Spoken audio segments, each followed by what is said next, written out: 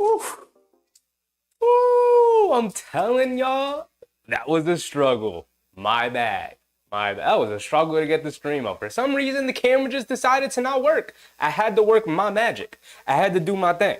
So I apologize, but we're here, baby. We're here. Listen, I wanted to come on 10 minutes before the draft because I wanted to talk to y'all about a couple of things. I don't know if y'all have been reading the news lately, but the Knicks been a little busy. They've been doing their thing. They've been a little busy.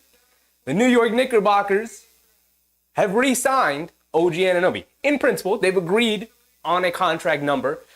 He can't officially sign the contract yet, but he will sign a 5-year, $212 million deal. Pretty close to the max, if not the max. I don't remember what the max was, but it's pretty close to the max. He's getting paid. He's getting his money. He gonna do his thing. And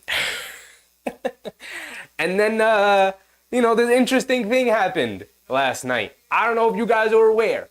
I mean, I don't know. But the Knicks traded for Mikal freaking Bridges. Mikal Bridges. The New York Knickerbockers are coming. They are on their way. Move out of the way, Philly. Move out of the way, Milwaukee. We don't even see y'all. We looking Boston right in the eye. It's you and I. And we're coming for that belt. We'll see y'all in the conference finals. Is 1 and 2, baby. Is 1 and 2. Top 2 teams in the East. Boston versus New York, as it should be. The way it was written in the history books. We'll see y'all there. We got one more piece to get. We got one more piece to work out, and that's Isaiah Hartenstein. I just read, I don't know how the validity of this report or this rumor, but he's still kind of leaning towards re-signing with the Knicks, considering all the things that they've done, how much love the city has shown Isaiah Hartenstein. Hopefully, he decides to come back to the New York Knicks. Because, boy, do we need him. Ooh, we gonna be... The NBA is going to be in trouble next year. You're going to have to deal with a couple of demons, Mikal Bridges, OG Anunoby on the wing. Y'all not scoring. You're not scoring out on the perimeter with us rotating the way we be rotating. And then you want to come inside, you want to bang with Hartenstein? Good luck. You want to bang with Robinson? Good luck. You want to dare miss a shot or try and send a bunch of guys to go guard Jalen Brunson and leave our demons open in the corners. OG Anunoby knocking down that 3. Dante DiVincenzo knocking down that 3. Mikal Bridges knocking down that 3. And if maybe the basketball gods smile down upon you and they actually miss one of those wide open corner 3s that Brunson's going to be generating, guess what? Josh Hart, Mitchell Robinson, Isaiah Hartenstein, they're going to come. I forgot about Julius Randle. I didn't even mention Julius Randle. They're going to come flying in, grabbing all those rebounds. Here we go, man. Here we go. By the way, the Atlanta Hawks got 5 minutes on the clock. They, we'll see who they take. I have no idea who's going early in this draft. It's interesting. It's very interesting.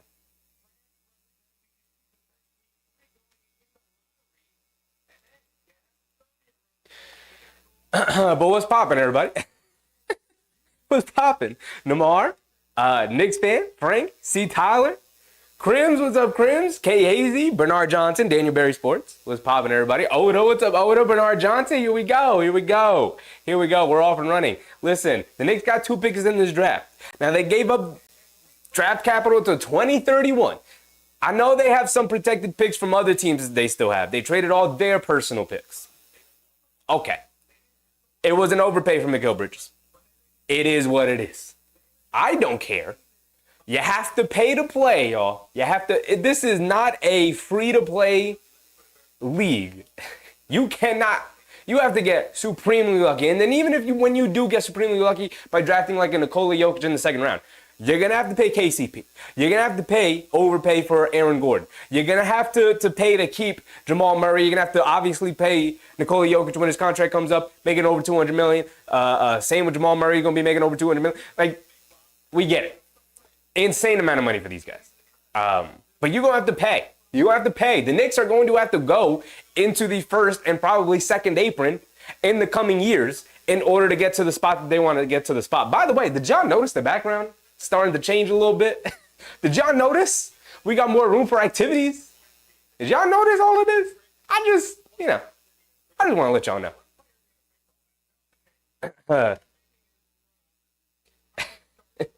I'll get to all your messages in a second. Here we go. Let's get to it. Let's get to it. All right, let me go to the top. Let me go to the top. Let's go to the top. Tippity top. Let's break it down. Let's break it down, y'all. Whew. So, Namar. So, what do you think of OG and Mikal? I think I broke it down the way I feel. The season needs to start tomorrow. I'm ready. Let's get back into it. I thought I needed a little bit of a break, recharge the batteries, get ready, get into the season, all of that. I'm ready for the season to start tomorrow. Let's get to it. Let's hoop. Roll the ball out. Y'all not ready for what the Knicks got prepared for the league. Knicks fan, what's up, Knicks fan? Said OG is back. Bridges, the fourth Nova Nick. We're a threat to Boston. I mean, I think we're more than a threat. I think we look at them eye to eye right now. They saying us and Boston are the super teams. That's an elite reference. That's an elite reference 2016. They saying us and Boston are the super teams. Let's see how it plays out. I cannot wait. I cannot wait. Frank said, man, it's been an awesome 24 hours for New York Knicks. Talk about it, Frank. It's been an incredible time to be a Knicks fan, baby. I can't wait. I cannot wait. I'm literally, I could not sleep last night. I needed to get up early today to go to work. I could not sleep last night. I was exhausted all day today. I got home. I took a nap because I knew we had the draft tonight. And the Knicks got 2 picks in this draft. And for the first time in 2 years, I believe the Knicks are going to make both of these picks now. I mean, you got to start filling out the roster with cheap contracts. Late first-round picks and second-round picks is how you do it. They have the pick 24, and they have pick 25. And tomorrow, because it's a 2-night draft now, tomorrow for the second round, they also have pick 28. We're down to 50 seconds for the Atlanta Hawks to make their first overall pick. I wonder who it's going to be. I really got no idea. A lot of people have been hearing Donovan Clingan's name.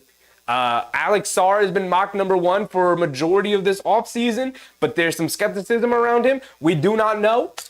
Zachary Risashay's name has come up recently, so we'll see. None of these guys sound awesome as a number 1 overall pick, but we'll see. Noah Linden, what's up, Noah? See, Tyler was popping. Krim said 5 years of OG. What's going on with my lights? Oh, brother. Oh, brother. Oh, no. Technical difficulties all the way around. That's cool. No, that's cool. No, that's cool. I love that. Don't y'all love that? Don't y'all love when technical difficulties start killing the stream? Casey said, excited to see who we get. I'm like bouncing off the walls with the draft this year because they're actually going to be taking some of these prospects, right? It's been 2 years since the Knicks have had a first overall pick. I can't wait. I can't wait. Susan, what's up, Susan? Cap Top not said podium sighting. Yes, sir. Yes, sir. You already know it. We'll whip it out when it's time for the Knicks pick. We'll whip it out when it's time for the Knicks pick.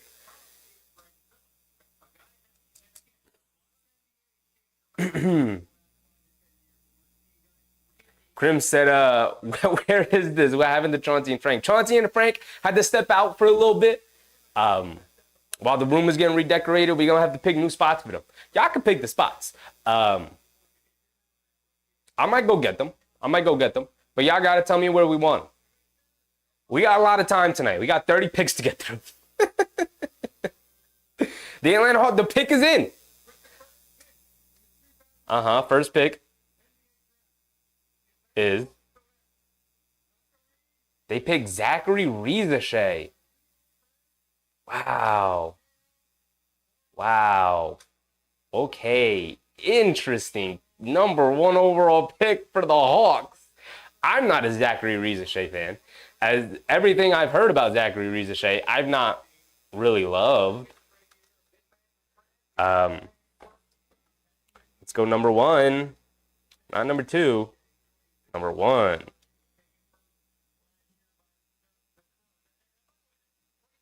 Zachary? I think this is how you spell it. Oh, it's right there. Okay. Hold on. Watch this. Risashai. That's an X. It's not an X. It's a Z.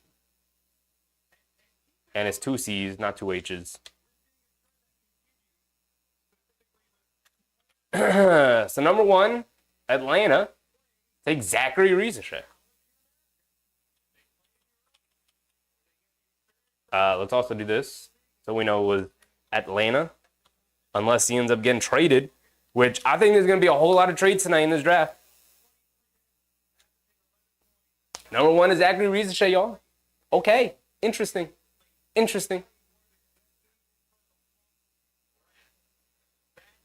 Bernard said, how are you? Let's go Knicks. I'm all right. Listen, I work outside. It's been hot. It's been hot about 2 weeks now. I've been working outside. You can see the evidence. Look, look at that. Oh my goodness, that is disgusting. I gotta move to like I gotta get off the short sleeves and put on like a tank top or something outside. It is, oof. That is a nasty tan. Oh my goodness. Look at that nasty tan. Oh my God.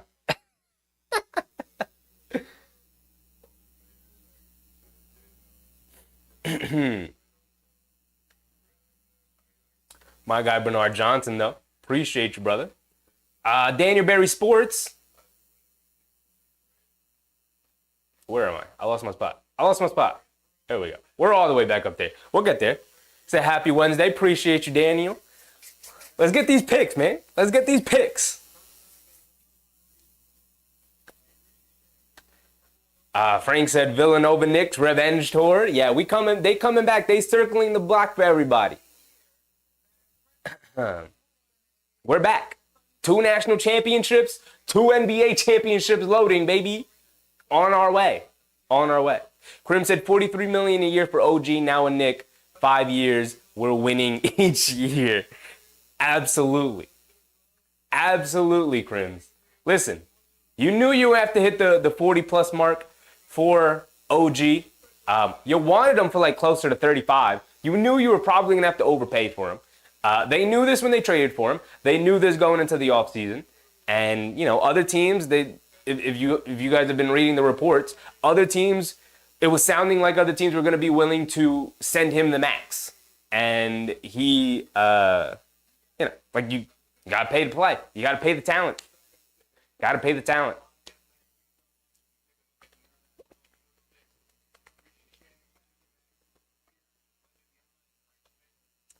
Ooh.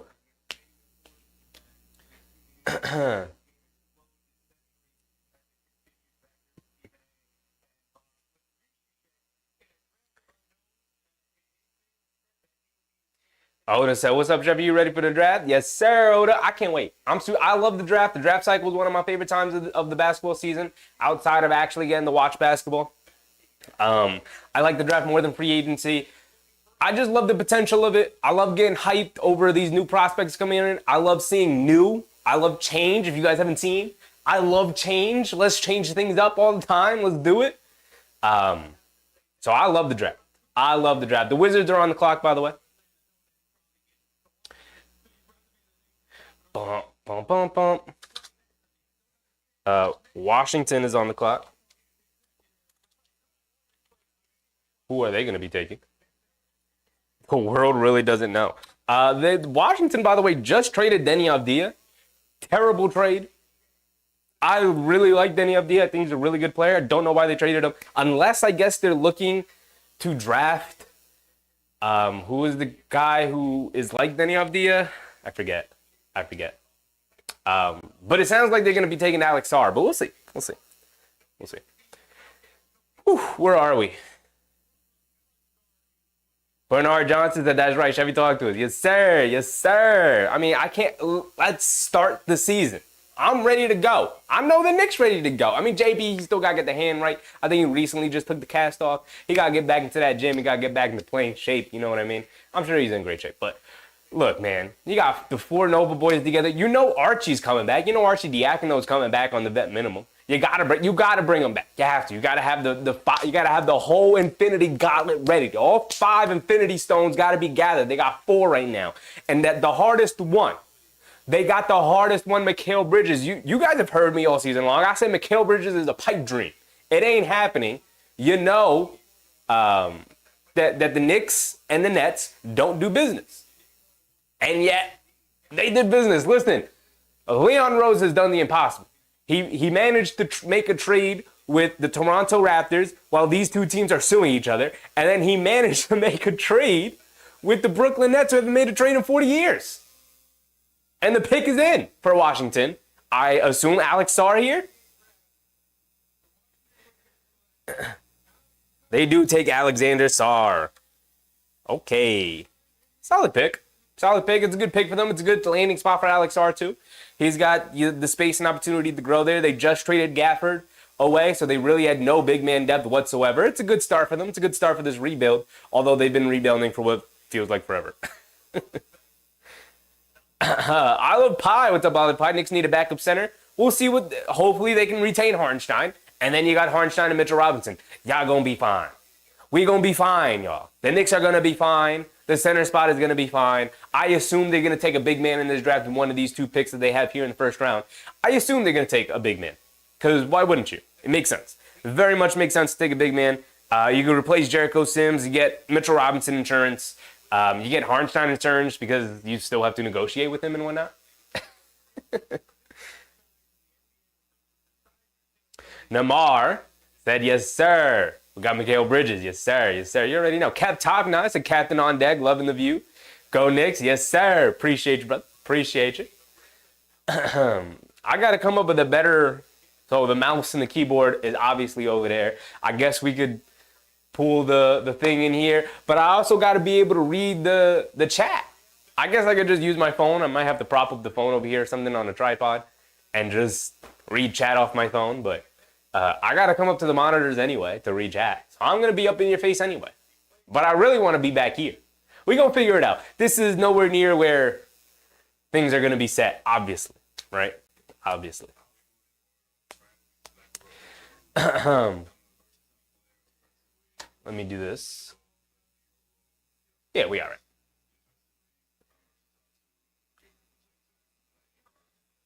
Oof.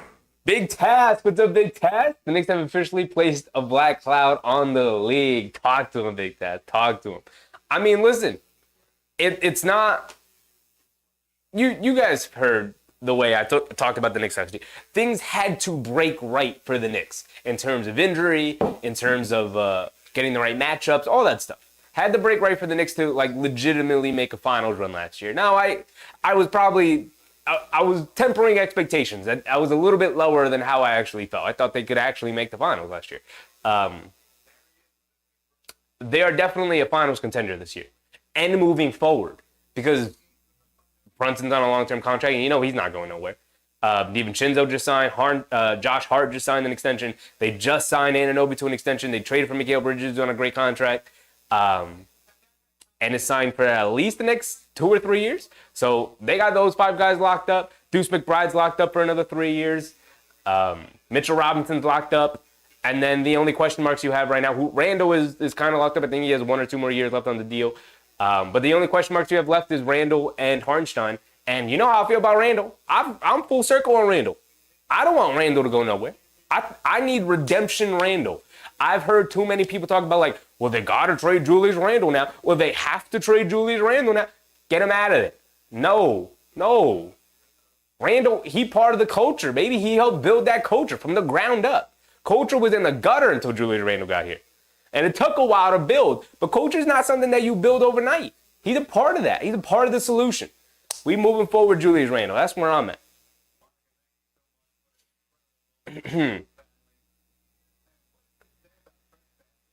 Big task. Yes, I noticed immediately. This was always something I wanted to do during the season, but I didn't have time. Like, look, doors got to be painted, trim's got to be painted, stuff's got to be put up, trim's got to be put back on the ground, stuff still's got to be put up on the wall. All kinds of things got to be done. All kinds of things got to be done. I don't have things necessarily where I want them.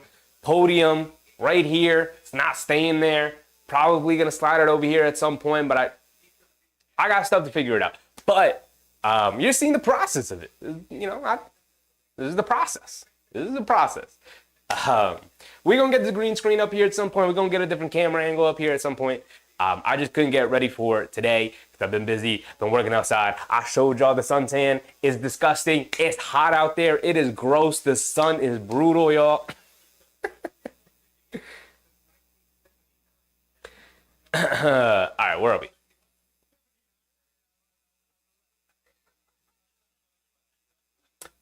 Krim said, I thought Cheffy got smaller, but then I realized the room got bigger with less stuff. Stuff will be put back. I'm just, figuring out where I want stuff. Figuring, that's room design is difficult. Can be difficult. But look, I got much more room for activities. I got much more room to act like a fool for you guys and be entertaining and whatnot.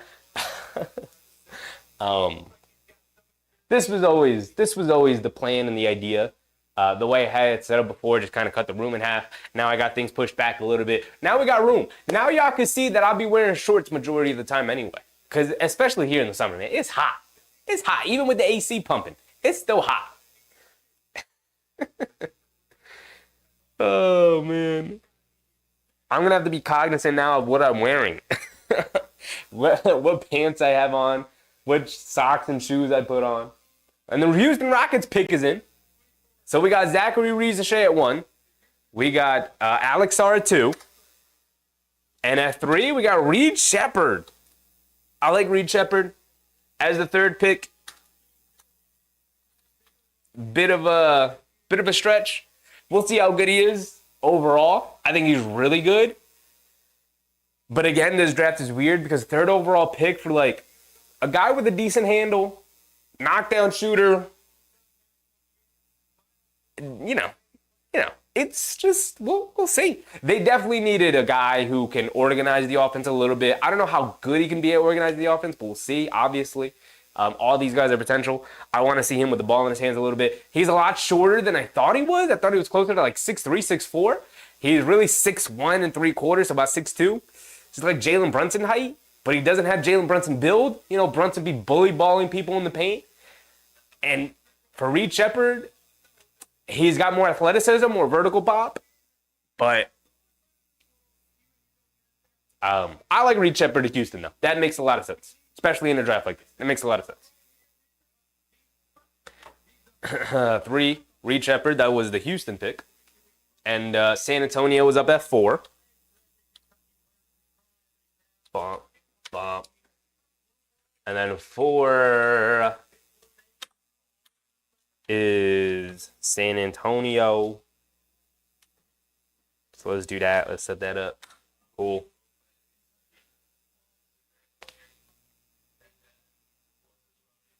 Bump, bump, bump, bump.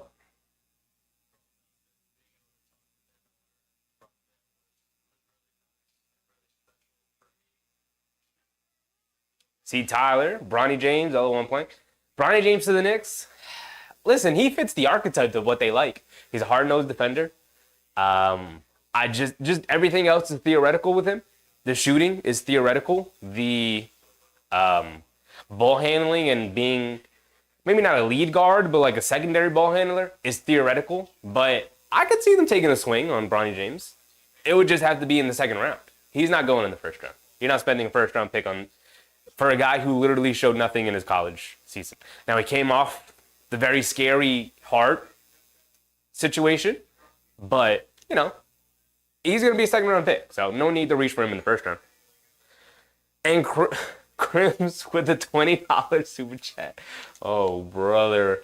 Appreciate you, Crims. Appreciate you. Very generous, my brother. Very generous. So place a Nerf hoop on the left wall. You can shoot during the stream first. Oh, it's already in the Amazon cart, Crims. I already got the hoop I want. I got you, brother. I got you.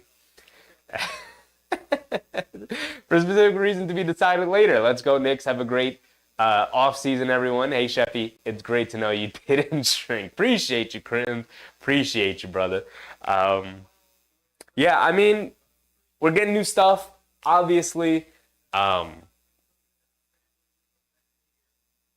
of the stuff I just kind of put back because we have it already, and I didn't want the walls to be completely naked for the stream, so I kind of hung a couple of things real quickly. But yes, Nerf Hoop is already in the Amazon cart, along with a couple of other fun things.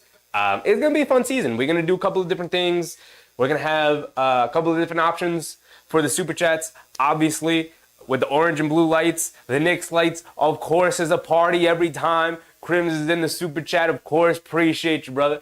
We're gonna have to hit the Knicks lights as well when their pick comes up, which is 24-25. But appreciate you, Crims, always. Always. K Hazy said, I think we'd use a 4 and a 5. They could definitely use a big man, whether it's a 4 or a 5. I don't think they'd go big man with both of the picks with a 4 and a 5. Maybe somebody who can play 4 and 5 and not just 5, or maybe not just 4, who's a bit undersized. The thing is that you're going to see some Anunoby at the 4.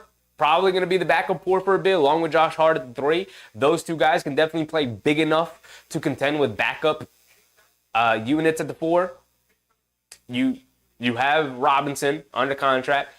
You're hopefully bringing back Hartenstein, so your big rotation is solid. And then you got Randall, and at some point you're gonna have to experiment with some Randall at the 5. I know Tom Thibodeau has been hesitant to go to that over the years. Because you really couldn't trust the 4s to help Julius Randle be rim protectors. But now you got OG Anunoby. Now you got Mikal Bridges. That's something I want to see Tom Thibodeau experiment with next year. You know? Just experiment with it during the regular season. We know we're solid. We know we're good. We're top 2 seed next year. We're good. We're good. So he should have some room to be able to experiment with a couple of things. The Spurs pick is in. I've seen Steph Castle get mocked to them a lot, so we'll see where they go. They need a little bit of everything, but especially a guard. We'll see which way they go with the guard. They have 4 and 8, so they can afford to do something funky here.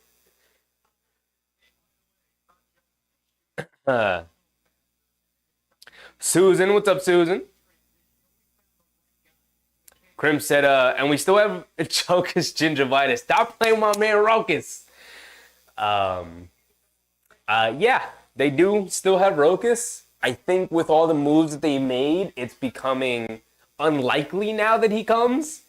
Because the rotation, let's say Hartenstein comes back, but the rotation as it stands is going to be Brunson, Bridges, Anunoby, Randall, Hartenstein, Dante, McBride, Josh Hart, Robinson. So there's your 9-man rotation right there, which means there isn't a spot for Rokas to come over, and he said, I'm not coming over unless I got a spot. So, and the Spurs pick is in, and they take Stephon Castle. They do end up taking Stephon Castle. Really good pick for them. Questionable shooter. Can handle the ball a bit. I really like Stephon Castle. It is an O, not an E. My apologies, Stephon. Steph.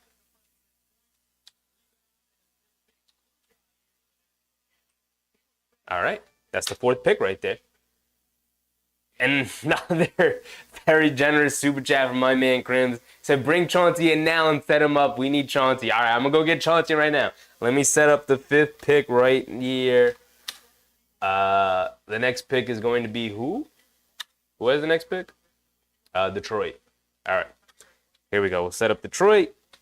There we go. We got the scroll going down there so y'all can keep up. Be reminded who was taken. But Crims wants to see my man Chauncey, so we got to go get Chauncey real quick. He's just out here chilling. He's not really doing much.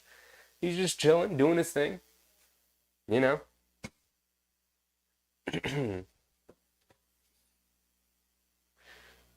My man. My guy. Chauncey. Y'all can see how tall my man Chauncey really is, though. Look at him. Look at him. Look at him. Show him how it is, Chauncey. How close can we get before we cut you? Oh, you can come all the way up, my boy. You're going to be right here, my boy. You good. You good. Shout out my man, Chauncey. Shout out my man, Chauncey. There he is. There he is. My man has arrived. He's here for the good luck charm. Hold on. Hold on. We got to set my boy up. How you feeling? You feeling the cowboy hat, my boy? He might be feeling the cowboy hat today. Might be rocking with the hat. I don't know. I don't know. Doesn't look too good. Hold on. Hold on. You want to rock the Knicks beanie? It's a little hot. It's summertime, but you know, you always got one of them friends in the group who be rocking the beanies. Nah. I don't like the beanie. I don't like it. Regular Knicks hat? My boy? I don't know. Just go without the top, my boy. Just go without the top. My boy chilling, though. Look how tall my man is. If Hartenstein don't come back, Chauncey got us. Michael Brown, what's up, Michael? Megan, what's up, Megan? Corey, 1990 was popping. Appreciate everybody. Detroit's on the clock. They got 4 minutes to decide who they're taking. And I really don't know who's next. It's not that I haven't been shocked so far by anybody that's taken. I feel like this is, for the most part, how people felt this was going to go. I mean, Reza Shea at 1 is a bit of a reach for me. I'm not a fan of Reza Shea, but Sarr at 2 makes sense. Shepard at 3 makes sense. And then Castle at 4 very much makes sense. I feel like that was consensus about how that was going to go. But here we are at 5. And I think 5 is going to end up being Manas Buzelis. I like Manas Buzelis. He's probably my favorite guy in the top 5 right now, but we'll see. Bernard Johnson said, it looks like a disco going on. Disco ball might not be a bad idea. Hold on. We might have to go disco ball for a bit. We'll see what I'll spring for in the Amazon cart. I've been going crazy. Looking at stuff, getting really dumb, silly stuff that we really don't need. We really don't need some of that stuff. But I've been looking at it. Best believe I've been looking at them. We gonna have some fun next year.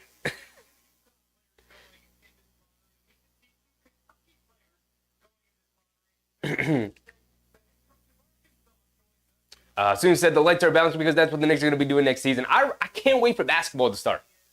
Listen, I was on one side looking forward to the offseason to just kind of chill and decompress and relax and set things up new the way I want to. Like, I've been looking forward to this all playoff run. I was like, oh, do I have enough time between the regular season ending and the playoffs starting to kind of do this? No, I did not, because this has been a process. It has been a whole thing. It's been very annoying to do. But now I can't wait for the season to start. I cannot wait, man. I'm so excited. So excited.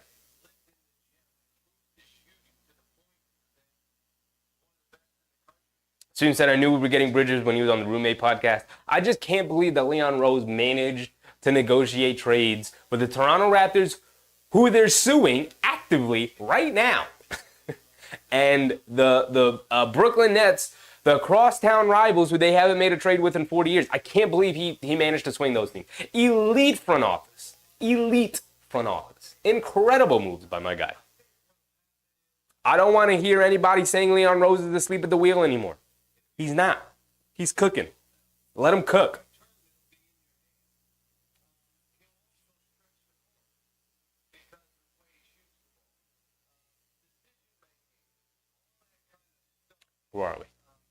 Where are we?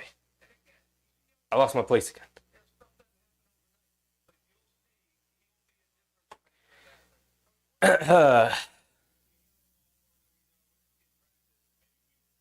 Bernard Johnson, no, let's keep told the ball Randall. We need him also. I'm big on Randall, man. We need Randall.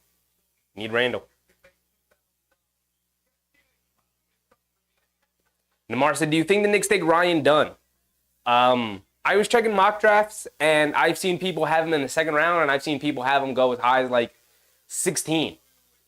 So possibly. I think they like Ryan Dunn. His offense scares me. He has no offense.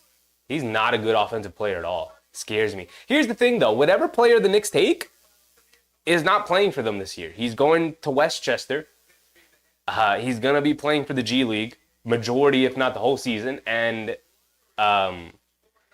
when injuries occur every now and again, hopefully not often this upcoming season, but when injuries occur, that's when you possibly see some spot minutes for some of these guys. But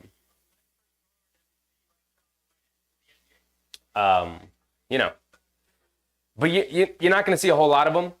So if they bank on the offensive improvement from Ryan Dunn, then you take Ryan Dunn. I really like Ryan Dunn. He's considered the best defensive prospect in the draft and the best defensive prospect in a couple of years from the perimeter. 6'8", But look, you got some demons on the wings anyway. So I don't know. You know, they could be looking for a backup point guard because I don't really see what's his name, Deuce McBride as like a traditional backup point guard. I don't really trust him to organize the offense. But now you kind of got Bridges who can organize an offense a little bit. Had some practice in that for 2 seasons in Brooklyn, or a season and a half in Brooklyn. So, you know, the pick is in for Detroit Pistons. I believe it's going to be Manas Buzelis. Let's see.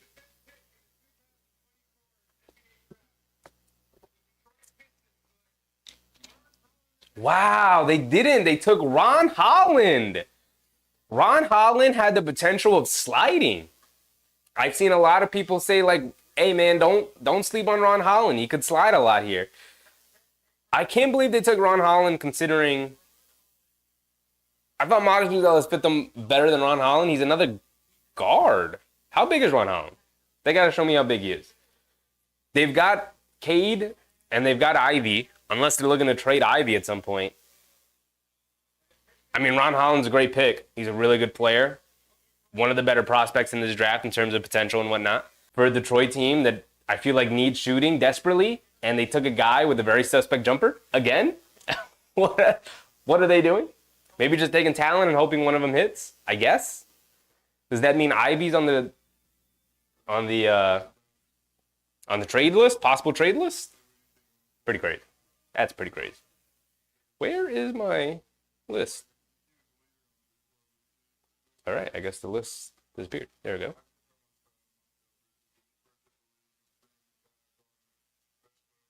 How big is Ron Holland? They're not going to show me his size? That's what's up. That's what's up. All right. Detroit takes Ron Holland. All right. Interesting pick. I don't hate it, but I don't really love it either. And I feel like it would be saying that about every pick in this draft. Who's the 6th pick? Charlotte. Oof. What is Charlotte going to do? They need a little bit of everything, too.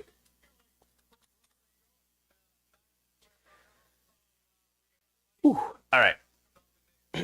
Where are we at, y'all? Where are we at? Susan said Bronny James is coming in suspect. Listen, man, I want the kid to do well. I want the kid to do well. Cap Tavano said, nice pool for the Wizards, rebuilding since 79. Yeah, I mean, look, they had a couple of years there with John Wall and Brad Beal, but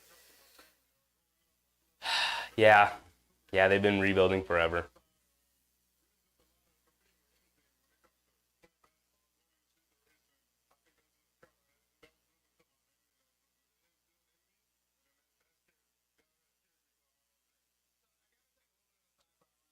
Bernard John said those are Knicks lights and party lights. Yes, sir. What's the party now? Now it's a party. Now we're just partying. Now we're hooping. I'm surprised we haven't really seen any trades so far. I thought if there's any draft, we're going to see a lot of movement in the first round and even in the lottery. This year would be the year where teams moving up, moving down, targeting guys they really want. You know, Daniel Tilson. What's up, Daniel? Tyrone Dominican boy Henriquez. What's popping, Tyrone? What's popping, everybody? Let's get to it. Listen, we got some time. If there's something we have today, it's time. The Knicks don't have a pick until 24-25. It's going to be a great time. It's going to be a great time.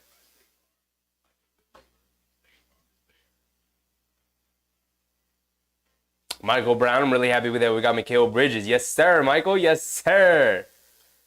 Like I said, the season can start tomorrow for me. I'm ready to go. I mean, the room's not ready and whatnot. The setup, whatever. I don't care. Let's get to it. Let's play some basketball. Listen, for the summer league, just go ahead and send the regular Knicks squad because I want to watch them play right now. Right now, today. I'm ready. Corey 1990 was popping. Corey said, crazy how much you guys paid for OG. Yeah, definitely a bit of an overpay. Like I said earlier, you really want him for around 35. You knew you were probably going to have to overpay. The report came in that other teams were going to be willing to offer him the max. So the Knicks were just like, all right, here's the extra year, which gets him to around 212, right? That's what the extra year is. Another 30 About another 30 million on top of it. It's not the max, but it's definitely an overpay. But look, like, you have to overpay your players. Michael Porter Jr. for Denver, very much they overpaid for him when they gave him that contract extension. Boston is going to have to overpay to keep Derek White. Like, their team's going to get really expensive. If you want to put together a championship level team, you're going to have to overpay guys.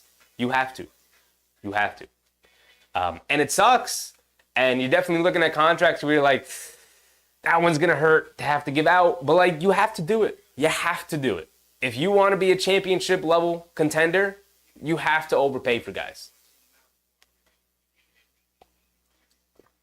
I hand OG Anunoby that money 10 times out of 10. 10 times out of 10. And then whatever contract we're going to be able to offer Hartenstein, I'm offering him that contract 10 times out of 10. I'm doing it.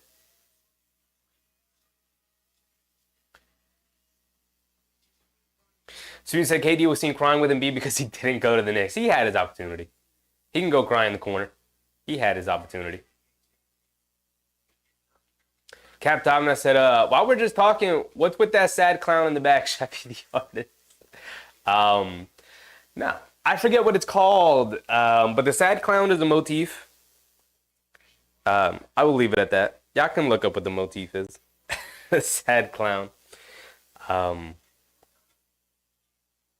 I forget what it's called, but I'll get the information properly when we talk about the background a bit more. And I don't know if he's staying there anyway. I might want to move him a couple of other places. But y'all missed the sad clown because he's been in the room for a while.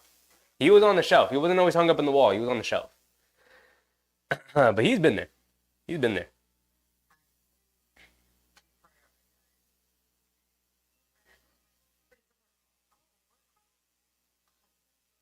Soon said Chauncey looks like an East Coast Wemby.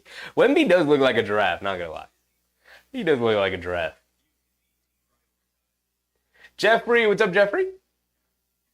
Said I just subscribed to your YouTube channel. Appreciate you, Jeffrey. Appreciate you. Listen, we do every Knicks game of every season. We are here constantly for Knicks stuff. Videos on the way. But as you can see, there's some turnover going on in the room and whatnot right now with the setup. So I haven't been able to record the videos that I have lined up to record. But we'll get to that. We'll have some videos out for this offseason to get us to the preseason, summer league stuff. We got things to talk about. We got things that I wanna put out and whatnot. So we'll get there. We'll get there for sure. But we got a lot of work to do. We got a lot of work to do. Also, why are my lights red? Why are my lights red? Do I want them red? I don't really want them red. What color do I want them? What color do I want them? Green? Definitely not green. It's a blue. Where's the orange? Where's the orange? Is that orange? No. Is that orange? No. That's orange, kind of. It's kind of orange. More like yellow, though. Like yellow. There's orange. There's orange. We'll go with that. Charlotte's on the clock. Their pick is in. Do they go Modest Buzelis? I feel like he'd fit pretty well for there. Guy who gets out in transition. Brandon Miller, LaMelo Ball, gets out and running.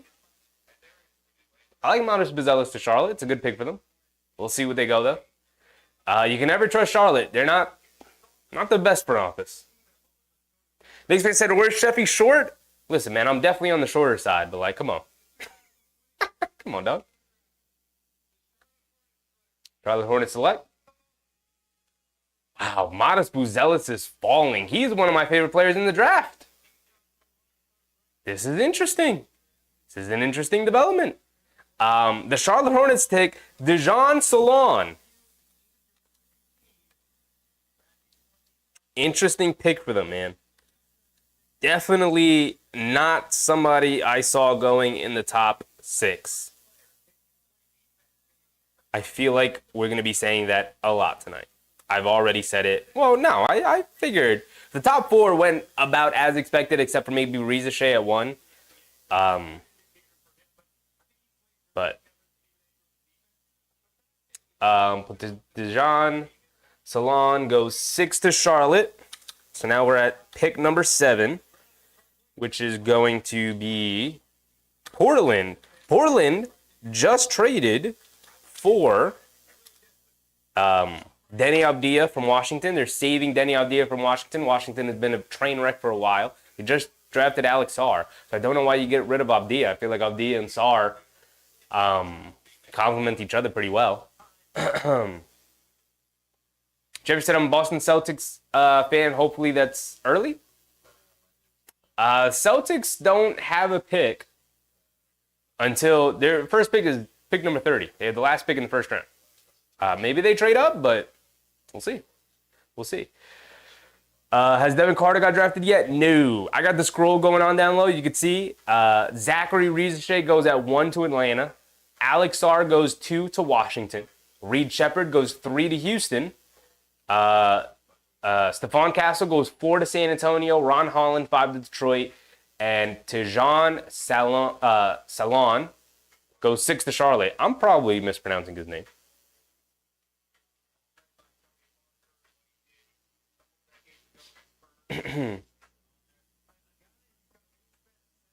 So you said there's a suspect draft, not like when Banchero's first pick.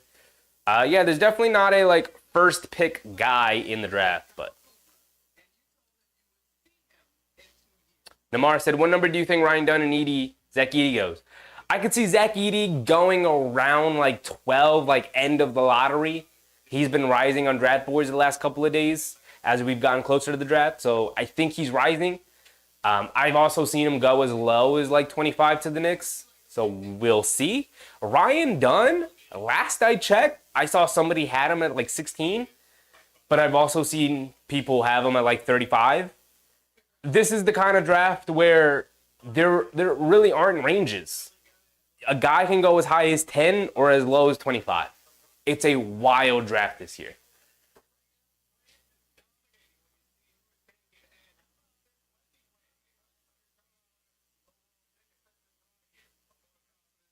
So you said Chauncey looks heavier than Cheffy. He's got a solid base. My boy's got a solid base. Corey said you guys must be way over the cap now. Not really, Corey.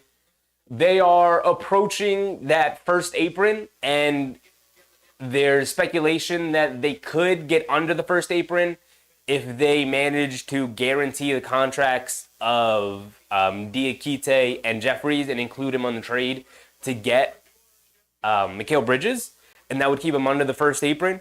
But after the Hartenstein deal, which hopefully he comes back to the Knicks, they'll be over the first apron, but they're not badly over the cap. They're not excessively spending yet. We still got a Brunson extension coming, and we still have a Randall decision to make with his extension looming. We'll see. We'll see. Slim Simon said no behind the scene trade so far. Not yet. Very surprisingly. Yvette, what's up, Yvette? What's up, Slim?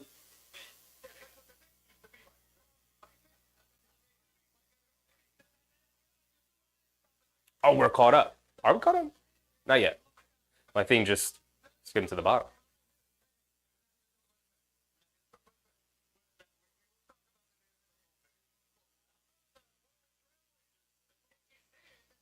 The Blazers pick is in. All right, now we're moving a little bit. Tyrone was popping, Tyrone. I know I'm late on some of these chats. I'm just trying to catch up. And the Blazers take Donovan Clingan. Excellent pick. I like Clingan to the Blazers. They got rid of Nurkic. Oh, wait. They have DeAndre Ayton now. Dominating.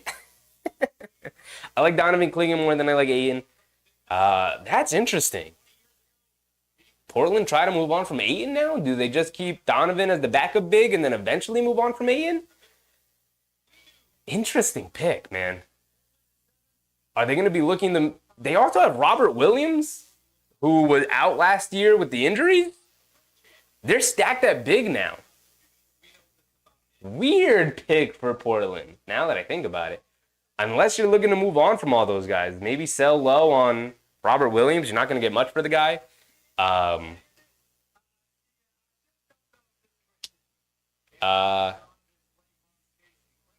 really like Clingan as a prospect, but you have 2 big men already. Weird. I mean, you just take best player available, I guess. But still. This Definitely weird.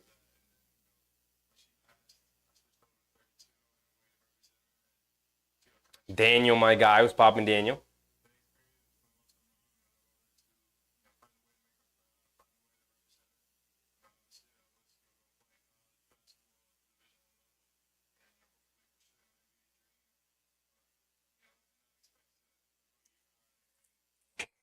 Daniel said his son's name is Patrick. Daniel has twins, by the way, guys. Daniel said his son's name is Patrick, and his wife didn't let him name their daughter. She said Starks is not a girl's name. Appreciate you, Daniel. Appreciate you. Listen, man, it's all about compromise. You got Patrick in there. You got Patrick in there. Shout out Patrick. Shout out Daniel's son, Patrick. And your daughter. Shout out your twins, man. Beautiful family, Daniel. Appreciate you. Steven said the Bucks need help. Yes, they do. Celtics don't have a poster in Boston, and the Lakers have no water. The Warriors don't have no ammunition. Listen, it's a new era in the NBA, man. It's a new era in the NBA. It's all about the wings, and the Knicks have two of the best 3-and-D wings in the league. Crazy.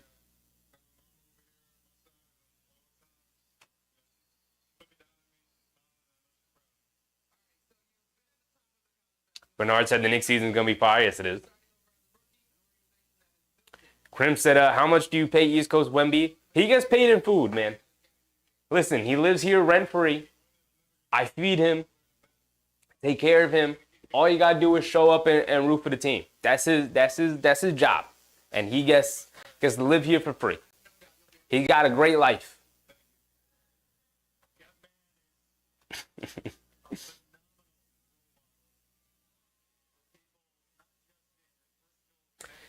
Corey said, I'm a Raps fan, and we just paid Scotty too. OG's a great player, just need to stay healthy. Yeah, I mean, that's the thing, Corey.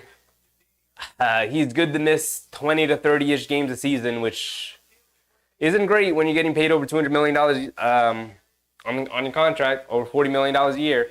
Not great, but listen, the Knicks, I don't know if you guys saw this, the Knicks actually made a new hire into their organization where they hired a new guy as VP of their medical staff. They hired the main guy who was running things for Dallas, which was he's well regarded around the league. It's actually an incredible hire from what I understand from the Knicks. And that's kind of what the Knicks do. They poach the best of the best. They got the best draft guys from Oklahoma City when Leon Rose first took over. They got great assistant coaches. They took Johnny Bryant away from Utah. This is what they do. This is what they do.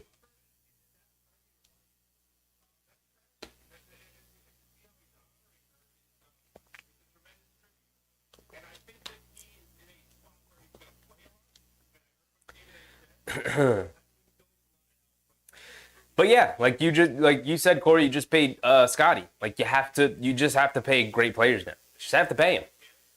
And it's an overpay for Scotty too, because he hasn't really proved he can lead your team, be the leader of your team, be a number one guy on the team, and he's getting paid like a number one guy with a max rookie contract. But you have to pay to retain your guys, especially if they're your guys, and you're looking for them to take you to the next step. And that's definitely what Toronto was looking with Scotty Barnes. So they paid him. So we'll see if he ends up being worth that contract. I think he will be.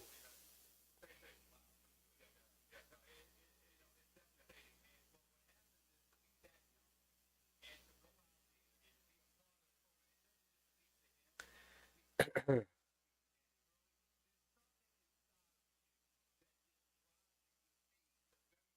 right, I think we're catching up now.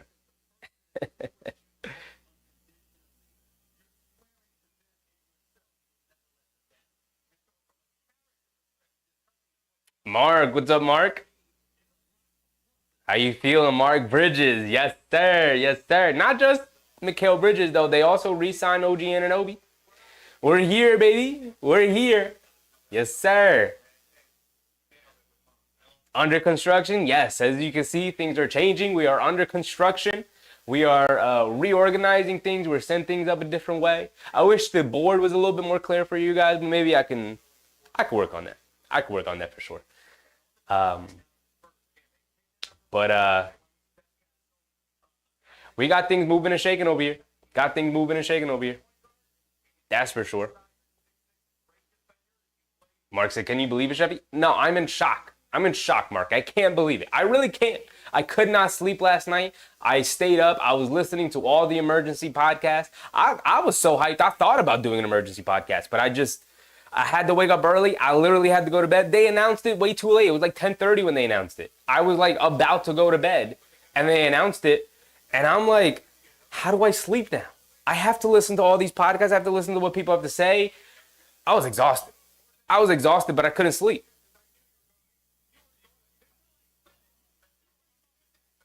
The Spurs are up. Who did Portland take? Oh, Donovan Clingan. Didn't even update my thing. And the Spurs are up here for the 8th pick. And they take Rob Dillingham. Good pick for them. They needed a good lead guard. They got 2 of them with Donovan, with Stephon Castle, and now Rob Dillingham. It's a good pick for the Spurs because they needed more on-ball creators. They definitely struggled, didn't have guards to get Wemby the ball easily. He essentially had to, at certain points, be their lead creator. And now they drafted 2 guys in Stephon Castle and Rob Dillingham here who can handle the ball and at least get the ball to Wemby or at least create something off the dribble. They don't have to rely on Jeremy Sohan anymore.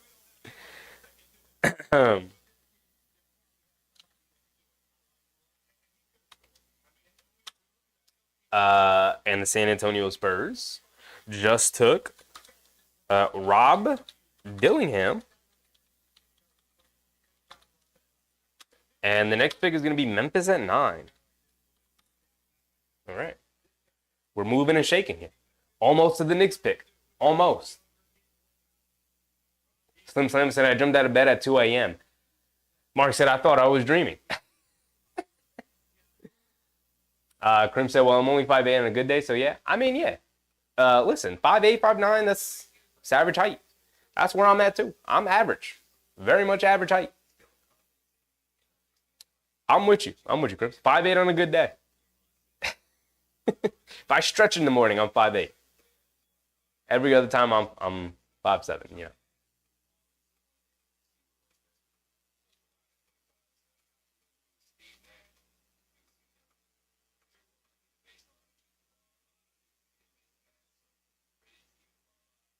Mark said, I said, ain't no way. I couldn't believe it, man. I really couldn't believe it. I was just chilling. I was doing some work on the computer. I was making the thumbnail for today's draft show.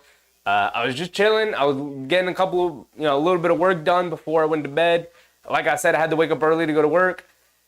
And then the news came across, and I was like, now I'm supposed to go to bed now. Like, how dare they? How dare they make that trade that late at night? They had to know that I wasn't going to, Knicks fans were not going to be able to sleep.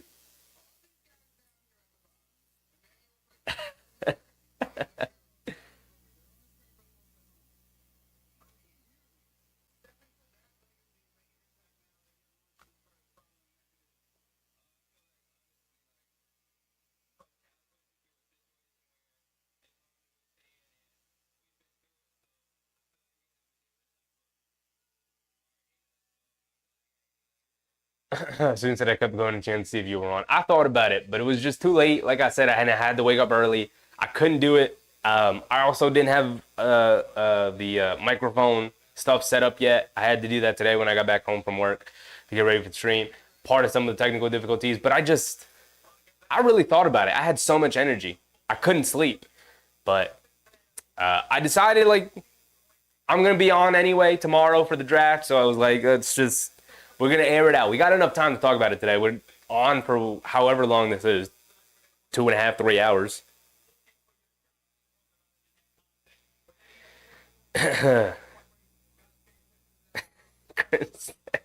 Cheffy is 3 feet tall according to my calculation. Mark said 6 foot here, fam. Yeah, the 6 foot club. It is what it is. I promise y'all, I'll cross y'all up though. Every single one of y'all. Y'all can't guard me. I'm just saying.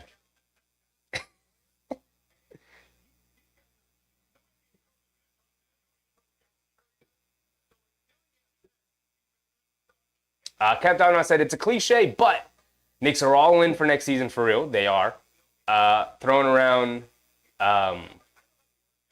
Ducats like drunken pirates. Listen, the Knicks don't own their pick until 2032. Right? No, they have some picks in between. They traded a couple of picks. I got to look at the trade again, see which picks they have. But I don't think they have another pick until 2026. So they don't have a pick next year. They'll have their pick the year after that.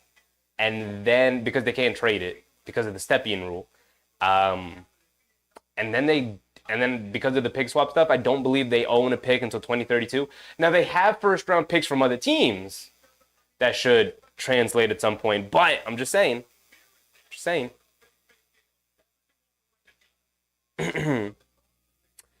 Memphis is in now. Memphis is 9. Yes. Memphis is taking. They took Zach Edey at 9. It's a good pick for them. They needed a big man.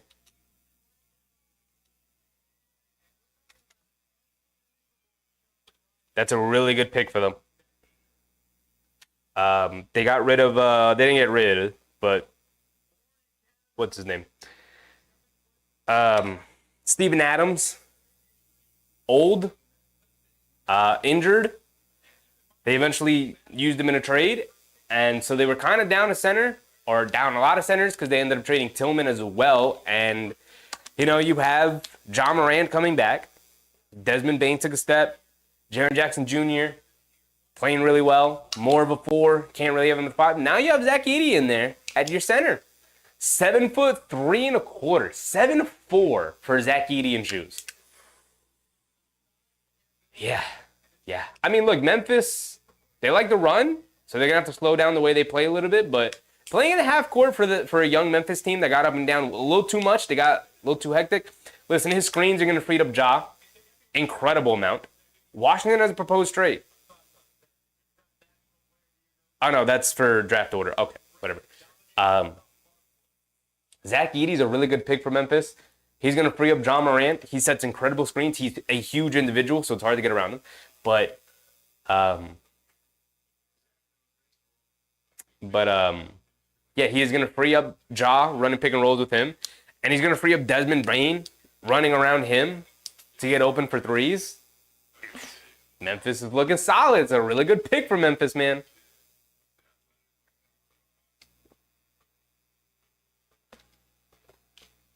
Zach Edey's a good pick for them.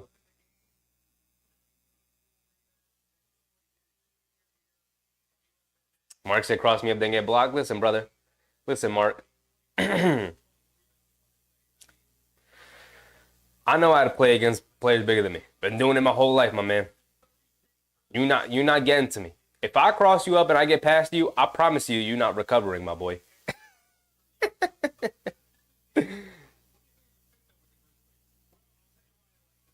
Bernard said, Chevy, you ball for real, okay? It's been a while. As I get older, I ball less and less, have less time. I literally haven't balled in probably over a year now.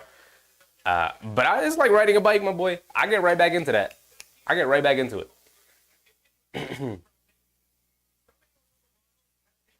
Mark said, so much for Zach.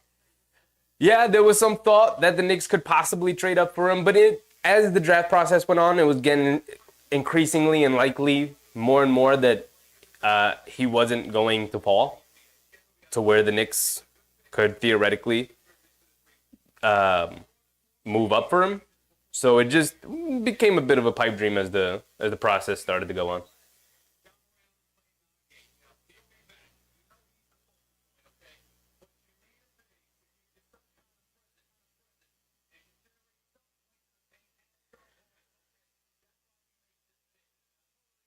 Bernard Johnson said, wow, he's done. Yeah, 7'4". 7'4". Student said, Chevy, do you know about Jaden Ledee from San Diego State? He's in the G League. I do not. I haven't heard that name. The Utah Jazz pick is in a 10.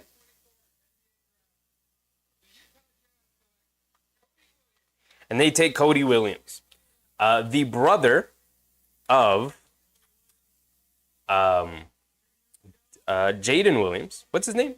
Jalen Williams in OKC. His younger brother, Cody Williams, getting drafted 10th year going to Utah. Feel bad for you. Nobody wants to go to Utah. But, look, if he has close to the potential that his brother has, he's going to be really good. He's going to be really good. 19 years old, one of the younger players in this draft. Not a lot of young players in this draft, man. This is an older players draft. This is an older players draft for sure.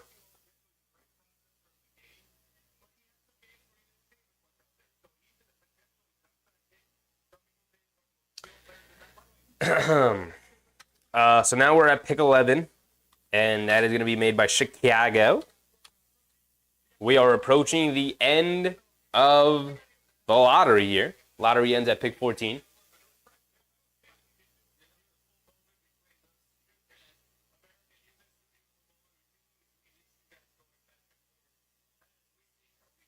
Student said, tall doesn't mean you can ball. You're supposed to dunk and block. We really see a dunk with Helm Hunt fly through the air. Zach Edey's really skilled. Can play out of the post. They're not going to post him up that often, but he's really skilled. He's good. But they got him more to be big down low.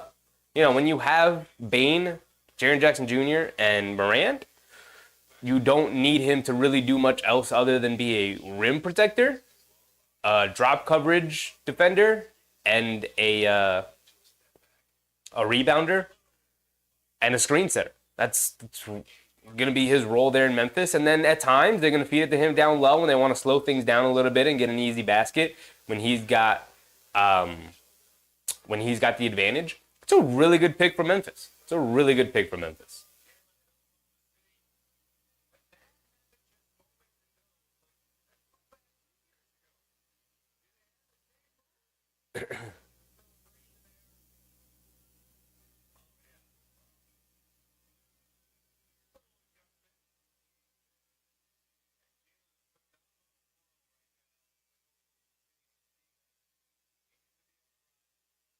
Slim said, throw me the alley. I've never been good with throwing alley-oops. I had friends who were just like, listen, man, just drop me the ball off. Stop trying to throw me alley-oops. I've never been good at throwing alley-oops.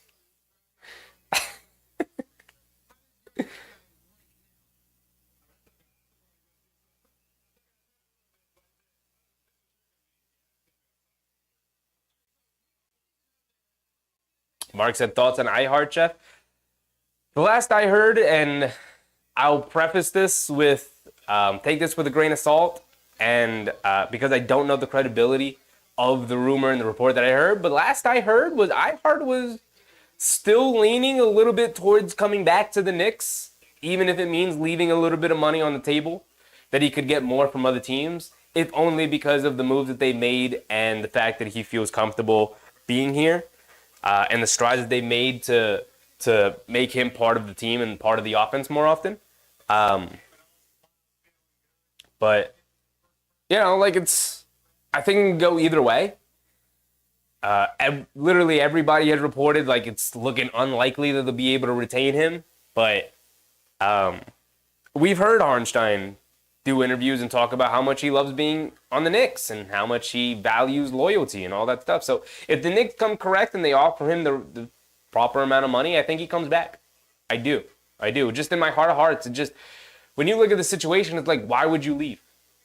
Why would you leave to go to Orlando? Orlando was nice, but Florida is not New York. Orlando's a couple of years off from being a championship contending team. The Knicks are a championship contending team going into next year. You really don't want to be a part of that in New York. You just witnessed 2 seasons now of literally one of the greatest fan bases in sports history going absolutely nuts for you. So I have a feeling he comes back. I just do. Jose, what's up, Jose? How you loving the new squad? Bananas. It's crazy. The season can start tomorrow for all I care. I'm ready to go. If you guys didn't know, clearly I'm New Yorked up right now. I got the Knicks hat. I got the Knicks shirt. I got the Knicks shorts. Y'all didn't really know I had the basketball shorts like that. Y'all didn't know I had that. Because y'all could never see my legs before. Now y'all can see my legs. Y'all can see what we rocking with. Oh, by the way, we got the Knicks socks too. Hold on. We got to roll them things up. We got to roll them socks up. All the way. All the way. Also, you guys never really saw the ground. We got the Knicks area carpet too. Whole time we standing on New York. We stand on business. When I said we stand on business, I really meant that. We got everything ready to go. We're popping. Cap Top said Grizz versus Spurs just got good. Yeah. Edie versus Wemby. Interesting matchup. Interesting. Just as big and tall, but like way bigger for Edie. Way bigger. We'll see how Wemby matches up to that. We'll see.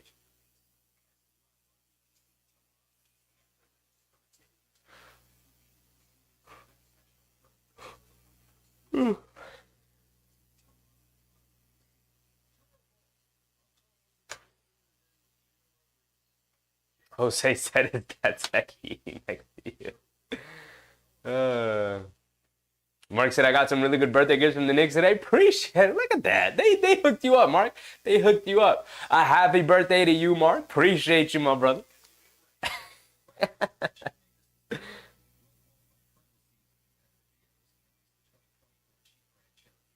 Mark, an unforgettable Knicks birthday. Yes, sir.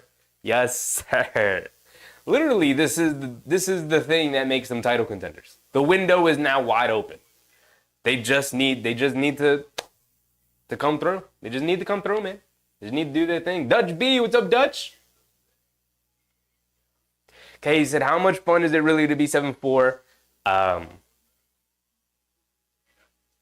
And hand the ball in the basket like it's trash. Yeah, it's a Nerf hoop. It's gonna be what we're gonna have down here. He just gotta drop it in. That's all he's gotta do.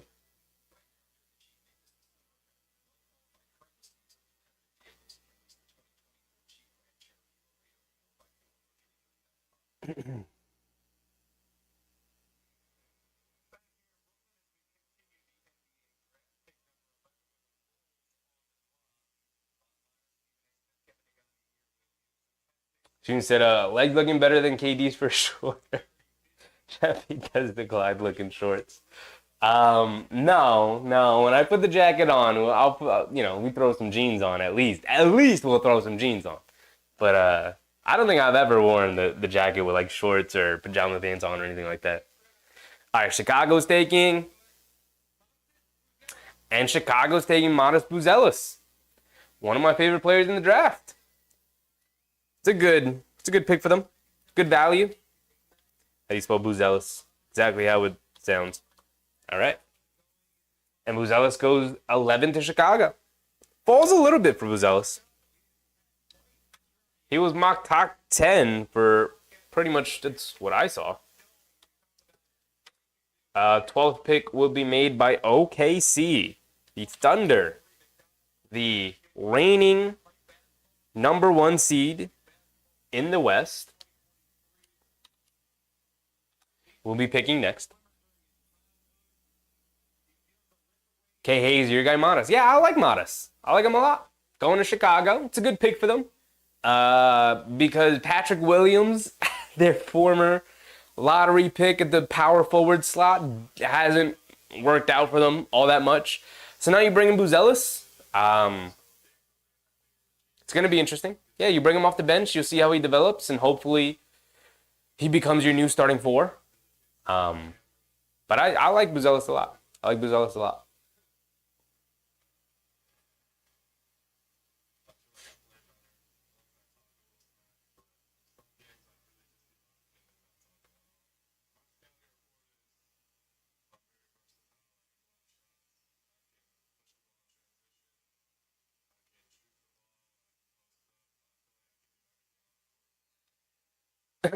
Dutch B. So what's up, Chef? Appreciate you. Are we going to have a lot of new fans coming up this season? Probably. Hopefully. Hopefully we got a lot of more people coming up, right? Hopefully the channel continues to grow. But, Yeah, a lot of more people are going to be checking out the Knicks next season especially when they start off like 20-2 and they start running through the league and they're on pace for 60 wins and one of the best seasons in Knicks history. I can't wait. I can't wait.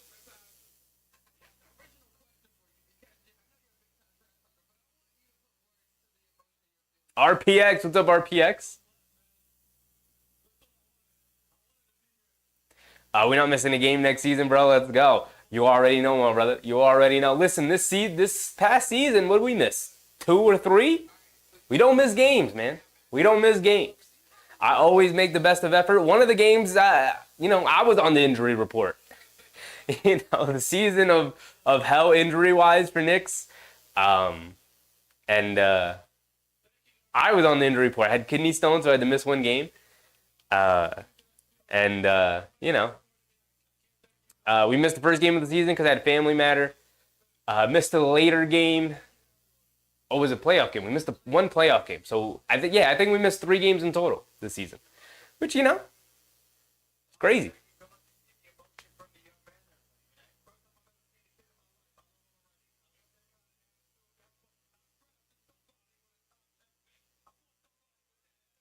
Knicks fan said, can we afford iHeart? They have his early bird rights, so they can go over the cap to sign him. But the most they could offer him is like $72 million, I believe. Other teams can offer him more, so he'd be leaving money on the table.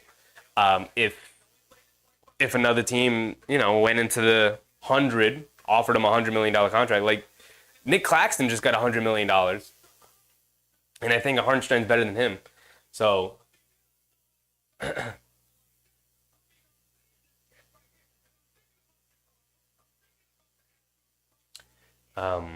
He could definitely get $100 million from another team if another team got really desperate. So he'd be leaving money on the table. But the most they could offer him because of the early bird rights thing is like a whatever it is 15% increase on his current salary. So it's like $72 million total for 4 years, which they might just have to. They might just have to do.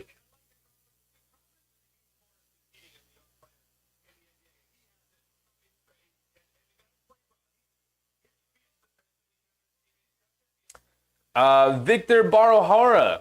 What's up, Victor? He said, I thought Zach Edey was going to fall right into our laps. No, I mean, he was definitely mocked to the Knicks a couple of times earlier in the draft cycle, but as we've been getting closer to the draft, I've definitely seen him rise up draft boards a lot lately. And last I heard was like he's going to go around 12 to, late lottery. And he ended up going a little bit earlier than I thought. What did he go, 9? Zach Edey ended up being, 9 to Memphis. OKC is on the clock right now.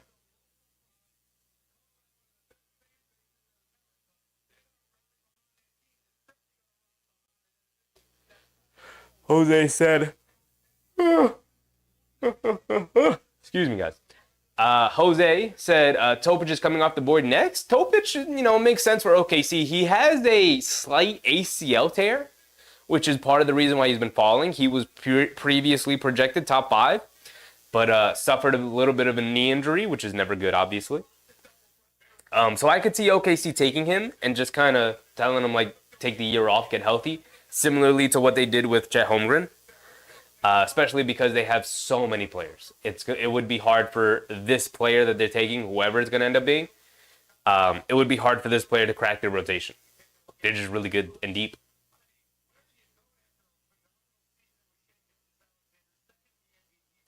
Soon said, I really don't care who's taking whom. Into his world, they are suspect to new knot in the rotation. Whoever they take, I'm going to love whoever they take. I'm literally going to talk myself into like, oh, this is an upcoming superstar. I'm going to talk myself into that, guys. Just be prepared. I do it every year, especially with Knicks prospects. But they're not going to be in the Knicks rotation. They will be in Westchester. They will be end-of-the-bench guys. They will be garbage time players. And look, the Knicks are going to be in a lot of garbage time situations. They're going to be blowing teams out. So maybe we'll see them a bit. But they are injury insurance players, and they are G League guys, and they are prospects who they will work and train the same way they did with Deuce McBride. And there's Topic. There it is, Jose. They did end up taking Topic. Good call. Makes absolute sense for them because I don't think he's going to play next year. Partially torn ACL is a tough thing to deal with, which is why he slid down to 12 to the Thunder. But that's just a really good pick for them. He's a guard, big guard, 6'4", 6'5"-ish. 6'5" and 3/4, so 6'6". He's a point guard. Topic is good. He's really good, but I don't think he plays next season. 13 is going to be Sacramento.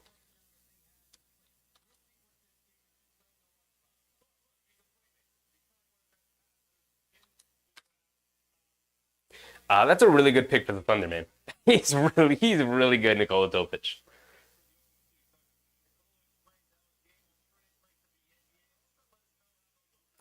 So the next pick is Sacramento. Sacramento, who just recently re-signed a couple of weeks ago. Malik Monk, so they're good. They're going to bring back pretty much their same core. Who does Sacramento need? I mean, a center, a big man, because Sabonis isn't really a center.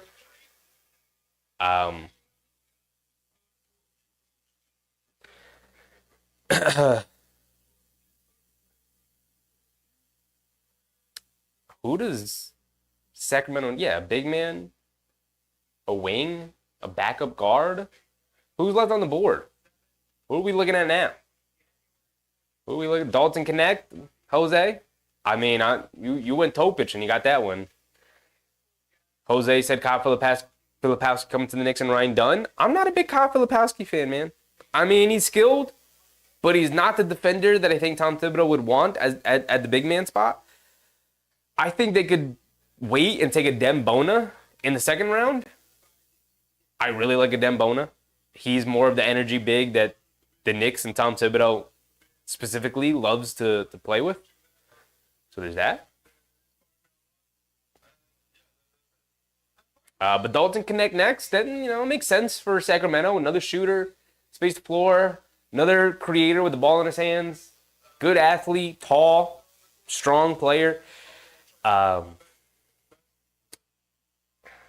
one said I'm not that high in Buzelis. I'm pretty high on him. I think he's going to work. I think the shot is going to come. That's literally the thing that people really question with Buzelis, but I'm in on Buzelis. 6'10", can handle the ball a little bit. Is a tough dude, physical player. No, not physical enough. Especially as a driver, gets knocked off his path easily. But physical player in the sense that he loves to attack the rim, put his head down, get to the basket. He's got to get stronger. Especially driving to the basket, he has to get stronger.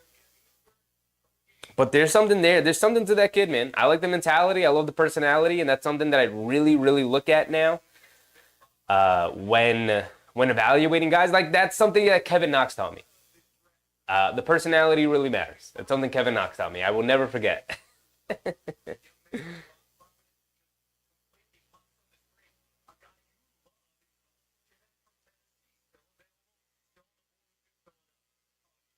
Susan said, I just can't get over the way Leland Rose handles the trades. He definitely has a poker face. Yeah, that's a great point, Susan, because literally nobody sees these trades coming.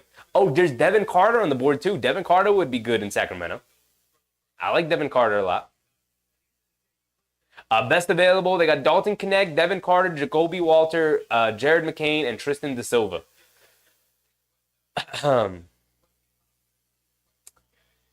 Okay. I'd probably take Devin Carter. I really like Devin Carter. Who is after Sacramento? Do they have that? Yeah, Portland and then Miami. Don't let Devin Carter go to Miami, please. Portland, take Devin Carter. I really like Devin Carter. Miami don't give Miami a good pick. Please don't give him Devin Carter. They would 100%. He's a hard no. He is a Knicks player. If there's anybody in the draft that I wish the Knicks could possibly trade up for, it would be a guy like Devin Carter. But he's going to go too high. Sacramento or Portland, please take Devin Carter. I don't want to. They already stole Jaime Jaquez. I loved Jaime Jaquez last year in the draft. And now I can't like him because he's a Miami Heat player. But I loved Jaime Jaquez coming out of the UCLA. And I love Devin Carter in this draft. Please don't let him fall to Miami. Please. Please. I like Devin Carter too much to root against him.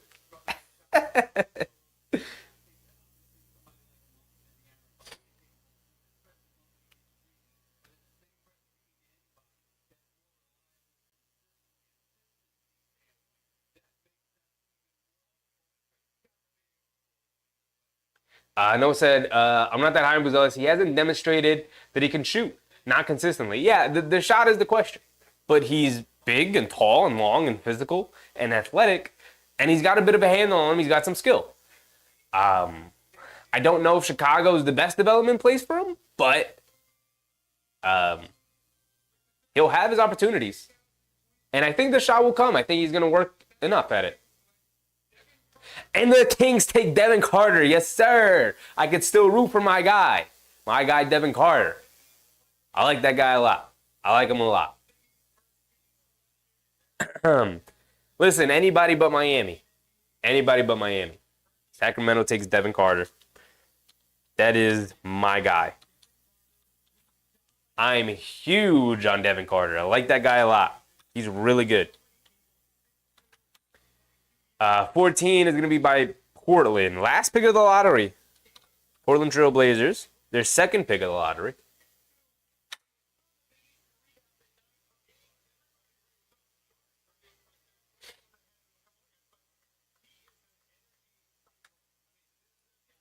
Bum, bum, bum, bum.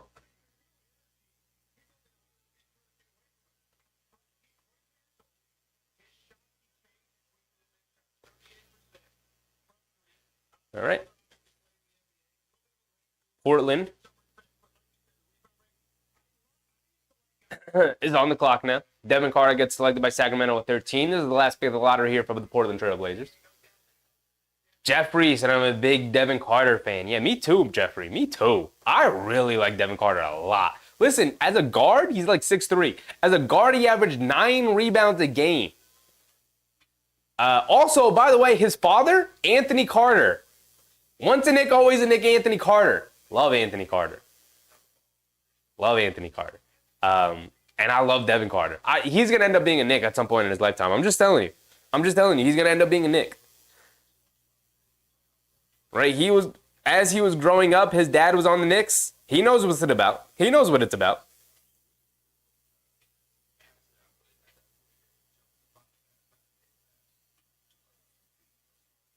And then also, he did talk about how coming into this last college season for him, how he studied Jalen Brunson and how he played off of 2 feet. So you know he wants to be a Knick at some point in his life. We good, y'all. He gonna be a Knick at some point. I'm happy he didn't go to Miami. Happy he's on Sacramento. Because Sacramento's not going nowhere. So at some point, he's gonna end up being a Knick. Love it. Love it. I mean, it's gonna be some years from now, obviously. But at some point, like, he gonna be a Knick. Let's be honest with ourselves.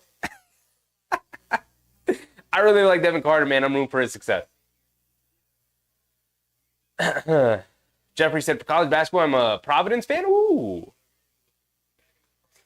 So you really like Devin Carter,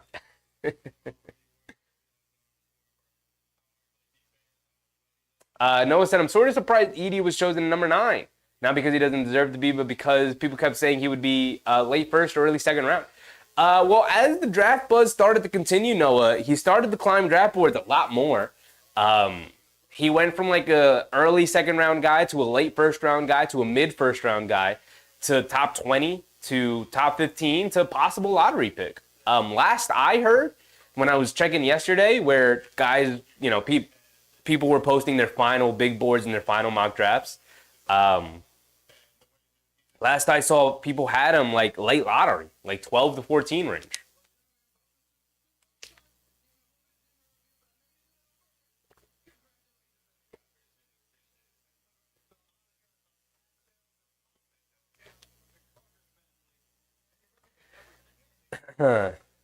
Huge wingspan. Huge wingspan for Devin Carter. 6'3" with a 6'8" wingspan. Jose said, I remember Anthony Carter more on Miami. Hey, man, once a Knick, always a Knick. He was really good for us when we needed him. Hard-nosed player. I always liked Anthony Carter as a player. I remember more of him from Denver. That's where I remember more of him from.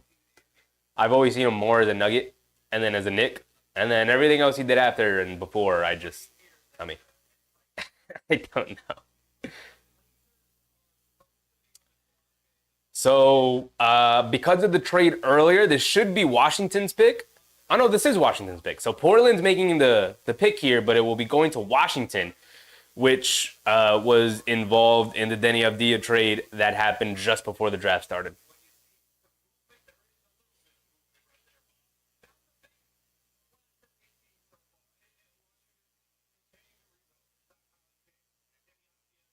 Noah said if Reed Sheppard can become faster and more creative, he can be the next Steph Curry.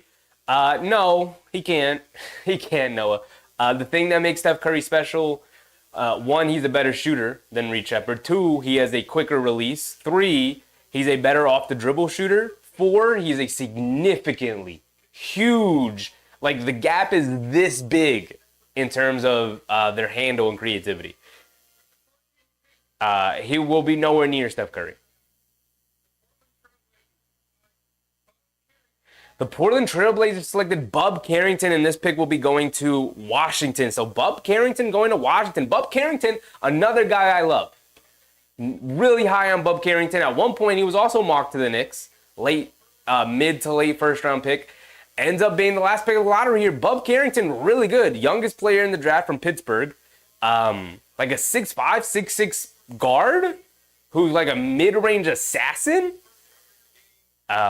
He's really good. He's really good. I'm really high on Bub Carrington. Happy for him. He's 18 years old. He is a baby. He is a child. Bub Carrington is so young. But he has so much potential, man. He's so good.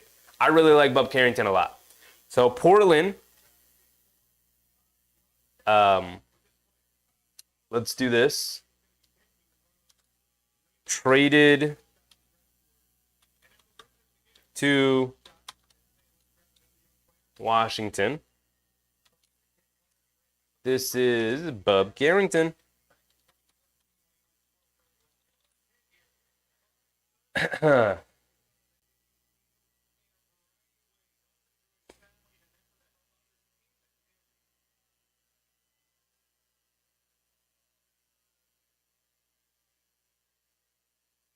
Dutch B said if he was with Miami and Denver, not in order.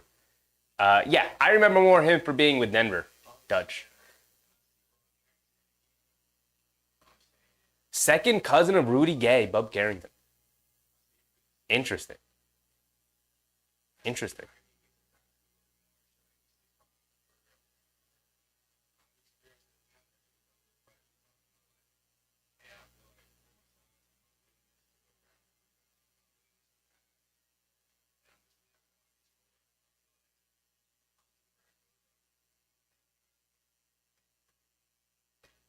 Hartheimer. What's up, Hart?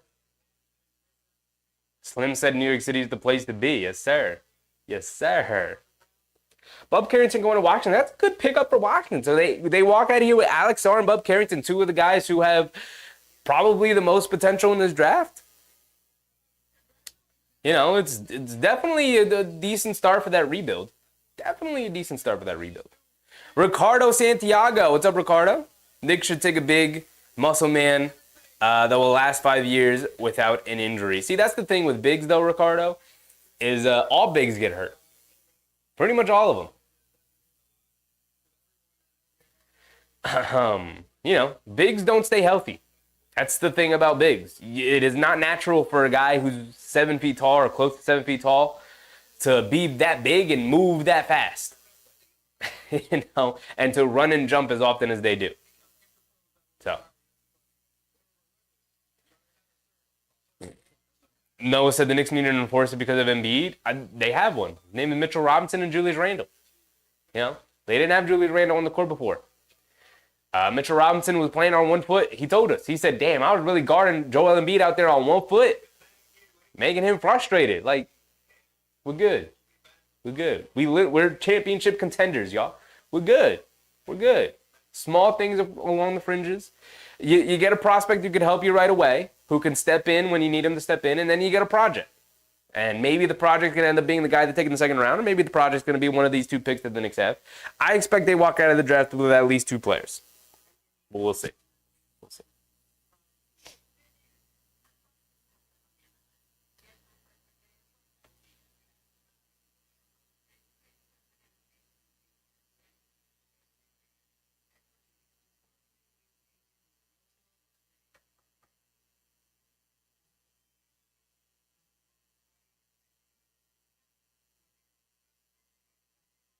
Jeffy said, I believe Providence is going to be really good next year. Providence still has Bryce Hopkins on the roster. Yeah, I mean, I don't know much about college teams to project that far out. But sure. 15 is Miami. We got Miami.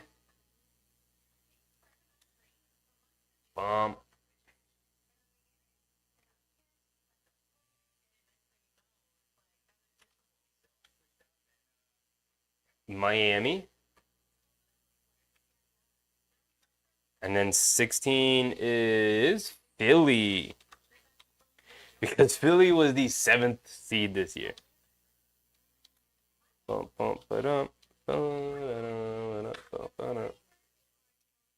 And then 17 is the Lakers. Lakers were also, what, 7th?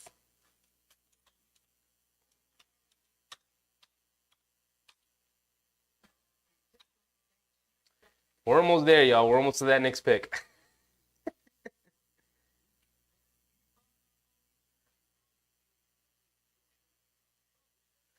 XC Deep. What's up, XC? Rib City, let's go. Blazers get Klingon and Denny. Blazers win the draft so far. I don't know if there's winners in this draft, but you definitely had a great draft, XC. Denny Avdija is really good. I can't believe Washington just traded him away. I know you guys gave up a couple of first-round picks for him, but he's really good, man. He's really good. And Klingon's really good. XC Deep. Tell me this, my brother. How do you feel about them drafting Klingon while still having DeAndre Ayton and Robert Williams still on the roster? Do you think they're gonna have to trade one of those guys? Like, what is going on there?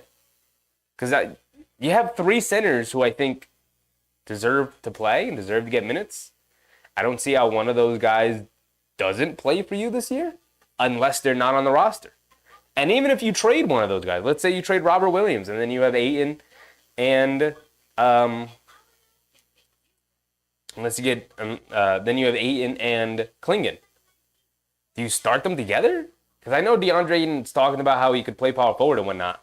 I wouldn't do that, but I'm just saying, how do you feel about that?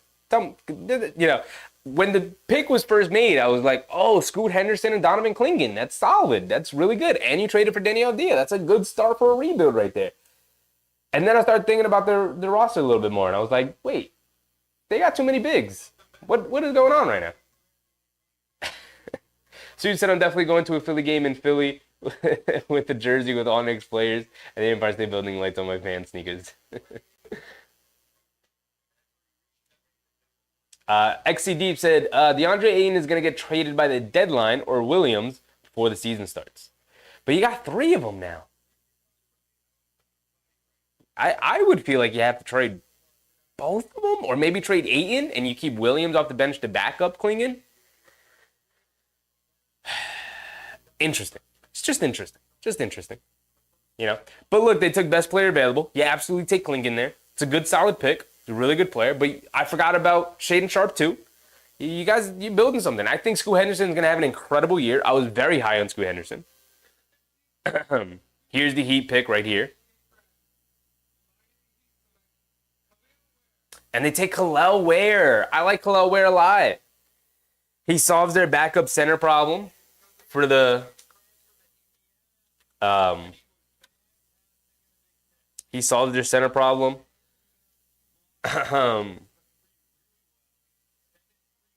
for Miami. They haven't really been able to find a solid backup center for Bam. He's gonna be really good. can stretch the floor a little bit, can shoot the three. Solid player. Solid player. I was hoping he would fall to the Knicks. I'm not going to lie. The Knicks did work out Kel'el Ware. But, you know, he's a good solid pick. I can't root for anybody Miami takes, so it sucks. But I like Kel'el Ware a lot. Good solid player. XE Deep said, Williams gets hurt constantly, though. Excuse me. Yeah, he does. You're right. I don't think he's a part of your plans. I think they just, they took him on just for the draft capital that they got, but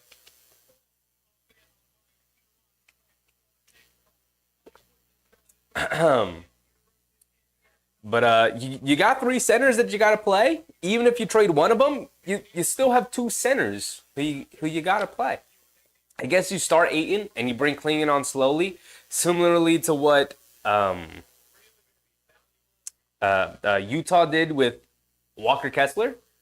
They had Walker Kessler and they brought him on slowly as the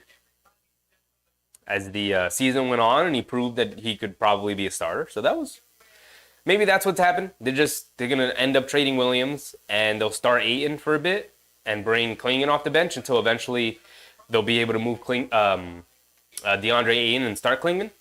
But I think Klingon's gonna be good right away.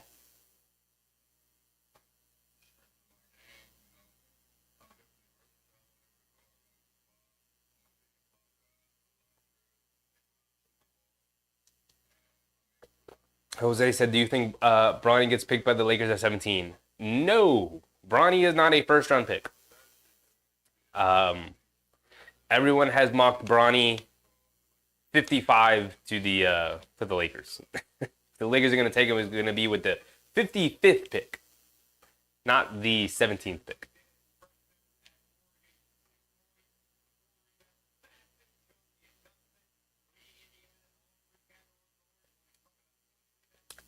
XC Deep said, if I was the Blazers GM, I would draft and trade for all UConn players so we can be the Villanova Knicks rival. Yeah, who do you have? You have Stephon Castle at some point you'd have to get. Who else from UConn recently? I can't think of anybody off the top of my head. Who else from UConn? Kemba Walker's out of the league. Shabazz Napier's out of the league. Unless you're looking to bring him back. Who else from UConn? Who was on the championship team last year? The previous Hawkins. What's his name? Hawkins? Jordan Hawkins. It's a guy you could get. Let me make sure I get the young man's name correct. He's got an apostrophe after K-A-L. Boom. Shout out my man Kel'el Ware.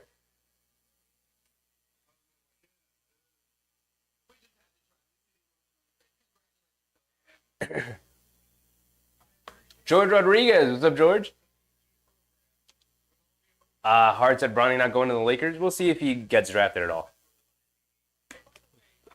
But it will not be tonight. It will be tomorrow during the second round. Soon said, I think that Lopez is going to be traded from the Bucks. Yeah, there was a little bit of a rumor. Oh, proposed trade. Hold on. Timberwolves are going to get Rob Dillingham, and the Spurs are going to get a 2031 first-round pick unprotected and a 2030 protected pick swap. So Rob Dillingham's going to Minnesota.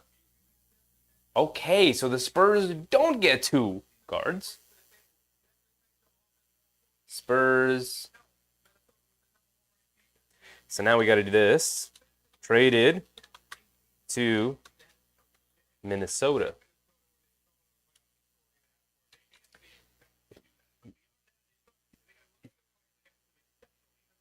Rob Dillingham to Minnesota. So we could talk about that a little bit, I guess. That's a good future pick, but I just don't. I guess they needed a backup guard and an answer for Mike Conley. That's true. I didn't think about that. They needed an answer for Mike Conley. He's getting older. They needed a guy as the future successor to Mike Conley. That's a good pickup from Minnesota. I mean, they're giving him more draft capital, which they're running out of. But that's a good pick. It's a good pick. It's a good pickup for Minnesota.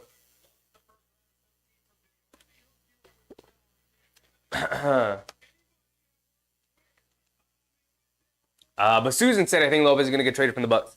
Yes, back to that. There was like a little rumor report, not report, but like rumor surfacing of the Bucks looking to start moving around some of their traditional pieces, and they made sure to say like not Giannis and Dame, but everybody else could be had, which means Middleton, which means Lopez, possibly Portis. Connaughton, like a lot of these guys who were on the championship team. Interesting. Very interesting. George Rodriguez said, hey, Cheffy, are we looking for a center here in the draft?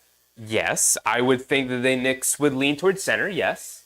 And how happy are you with the Bridges OG deals? Yes, sir, George. Yes, sir. I'm ecstatic. I'm on cloud 9. I feel like this is a dream, and I'm going to wake up. I can't believe that the Knicks pulled that trade off. Yes, they overpaid and they gave up a ton for Mikal Bridges. Okay, I don't care. We're a championship level team right now. They're all in for it. I love it.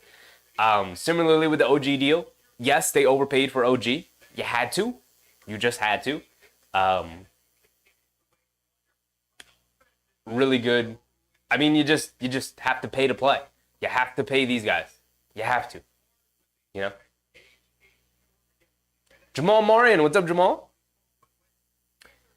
What's poppin', my guy? He said, looking forward to hearing your play-by-play all the way to the championship. Yes, sir. Yes, sir. Knicks championship loading is on the way. On the way. I mean, they're going to be competing for years. The window is not just next season. The window is for the next 5 seasons. We're on our way.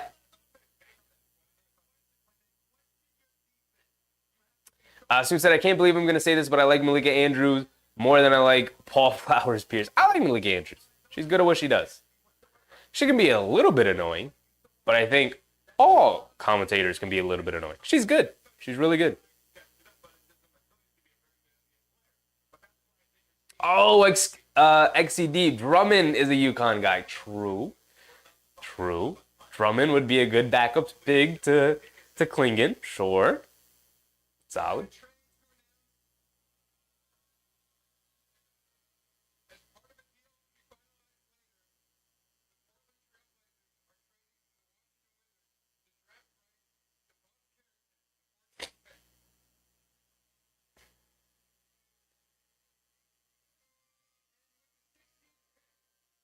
Phillies pick is in, 16. And they take Jared McCain. Good, solid pick. I like Jared McCain a lot. I don't love him. I'm a little bit lower on him, than most people. But from everything I've heard and understood, really good character, dude. Leader. They needed a point guard who's more of a set people up kind of point guard. They're probably going to lose Lowry, so they didn't have anybody to back up Maxey. Jared McCain's a good guy to learn and back up from Maxey. And now the Lakers are on the clock at 17.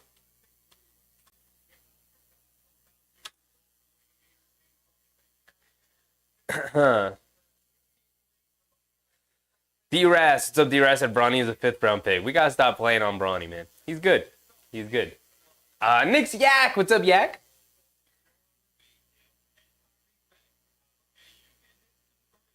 Yak said, I think if Missy isn't there, we take a shot with the Boston College Center Post, offensive center. I don't think they take Post is like a fringe draft pick. He is projected like late 2nd round, so they wouldn't take him here in the 1st round today. If they wanted to take a swing with Post, it would be like they would trade, like they have the 38 pick in the 2nd round. They would trade down in the 2nd round. You know?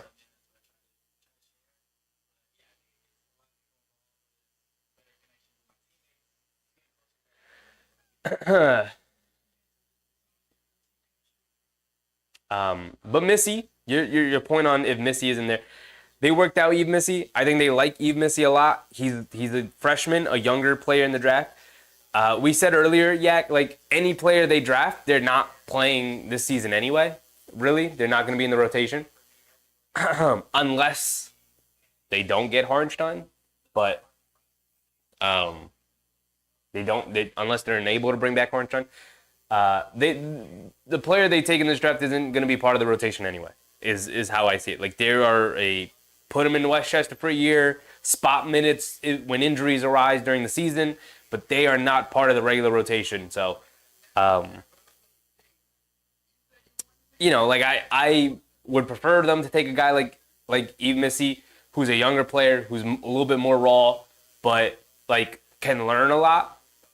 So I really like the Eve Missy pick, especially with a guy like Khalil Ware off the board. They weren't going to be able to trade up for a guy like Devin Carter. But, with guys that I really like coming off the board here a little bit earlier than I thought, like even Zach Edey, I thought was going to go late lottery, maybe mid first round, went 9. So, but they're definitely going to lean big. They're definitely going to lean a big man.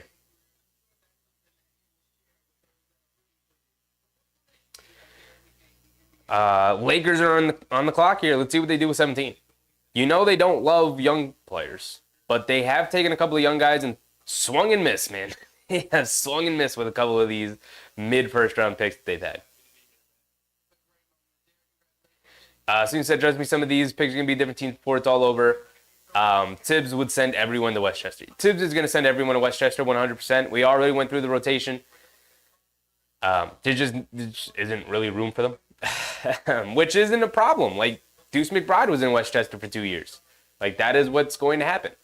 And then when your opportunity comes, that's when you take advantage of it. When you take advantage of it. Yak said, we only have 8 signed players. We need all the cheap rookie contracts to fill out the roster, and we still need 4 more players. Yeah, I mean, look, they're going to fill out the bench similarly to what they did this year with your Daquan Jeffries and your Diakites and your Jacob Toppins. Like they're gonna filling out the roster isn't the issue. The issue is having insurance players. I assume they're gonna take the 2 first round draft picks. We'll see what they do in the second round. Maybe they take a second round guy. I think they walk out of the draft with 2 draft picks who will be on the roster this year.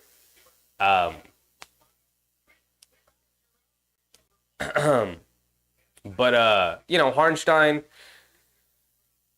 it's not impossible he comes back. I know all the reporting is that it's a lot more difficult to bring him back after the Anunoby deal and the Bridges trade. But the last I heard was like he's still leaning a little, like he still wants to come back to the Knicks. So we'll see how all that plays out. I don't want to make assumptions now that he's not coming back. I think it could go either way. I think it's kind of 50-50. It's up in the air right now.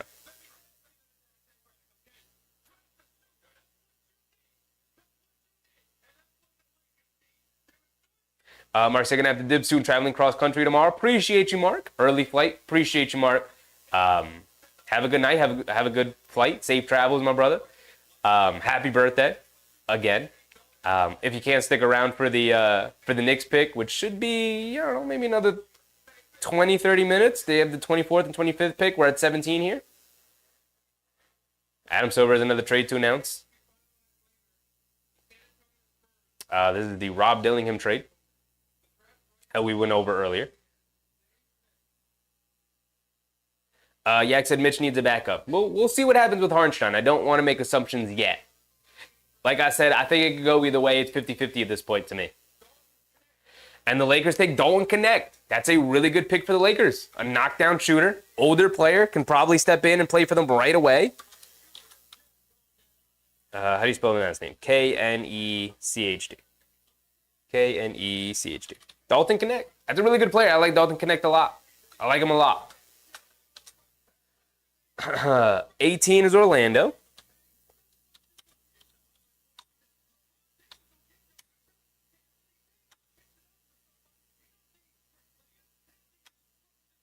Uh, 18 is Orlando. 19 is Toronto.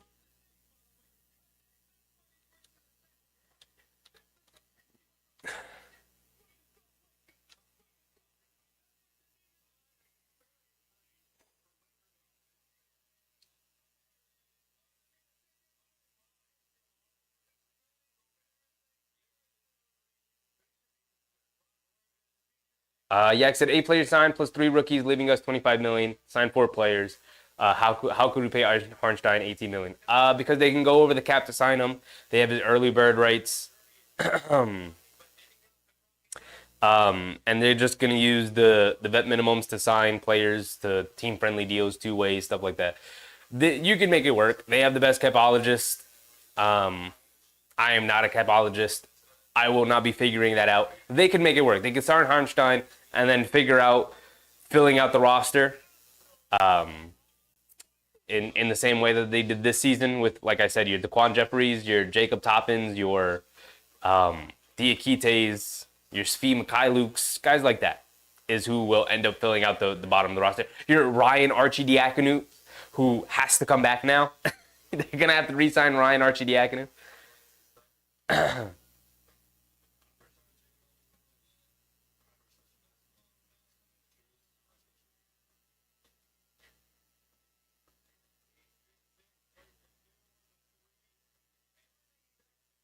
Dalton connect to the Lakers. It's a good pick for the Lakers, man. He's an older player.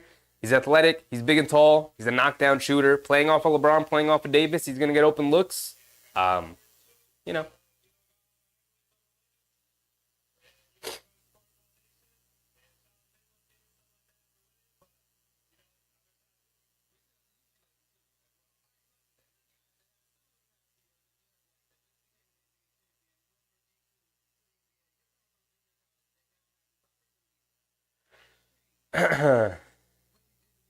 Yeah, I said Nets re-signed their center today, 25 million. That's what Harnstein will be offered if we can't match.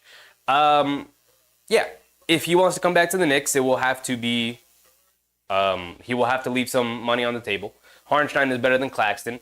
The Nets, they have to pay somebody, so they overpaid to keep their own player. But you don't have to compare other players to what the. Listen, Harnstein has made it clear that he wants to come back to the Knicks if the money is there. Obviously, if another team is going to come out and offer him 100 million plus, it will be a steep overpay for a really good center, and a bet that he's going to continue to get better. But if he's willing to just take the deal, and if the Knicks are willing to offer it, we don't know. Like maybe the Knicks are like, listen, we can't pay you 18 million and pay Mitch whatever he's going to get next season, 13 million, 14 million, whatever it is, because he's on a descending contract. You know, it could happen. All I'm saying is that he could come back. And I think it's 50-50. I think he wants to come back to the Knicks. I think the money is also talking to him, you know. But we'll see. I don't want to make the assumption that he's not coming back. They have his early bird right, so they can go into the luxury tax they can go over the cap to sign him. But do they want to do that? I'm of the opinion that, like, okay, you're here now. Like, you paid Anunoby a ton of money. You paid a high asking price for Mikal Bridges. Like, you are here now. Might as well. You're already all in. Keep going all in. Don't get stingy now. Don't blink now. So that's kind of where I'm at. But we'll see. Like I said, I think it can go either way at this point. Orlando's pick is in. And Orlando takes Tristan da Silva. Good, solid player. I like Tristan da Silva. I don't love him, but I like him a lot. And he is a shooter. So he's going to open up some things for Orlando. They definitely needed somebody to knock down some shots with him, man. They definitely needed that. Tristan da Silva.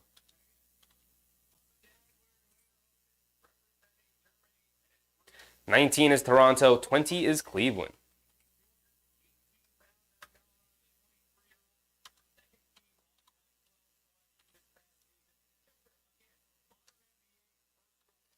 Bum, bum, bum, bum. That is the 20th pick.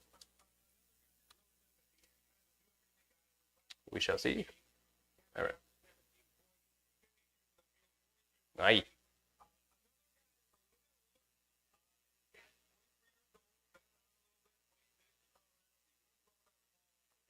All right. I'm messing this up now. That goes like that. And that goes like that.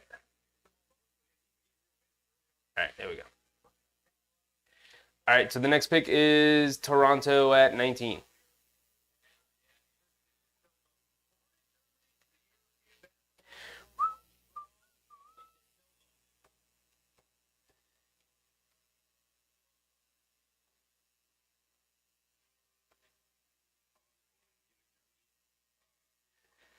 Oh, yeah, except so no guys and no rotation players.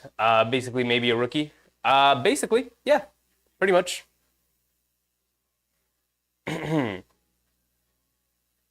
We'll see what they can do in the free agency this year and who's available, but it's going to be end of the bench guys. It's who you're going to be getting. Hart said New York might have to trade somebody for a center. They're not trading anybody.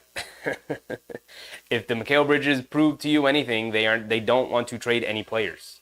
The guys who are on the totem pole next for the Knicks to trade is Robinson and Randall.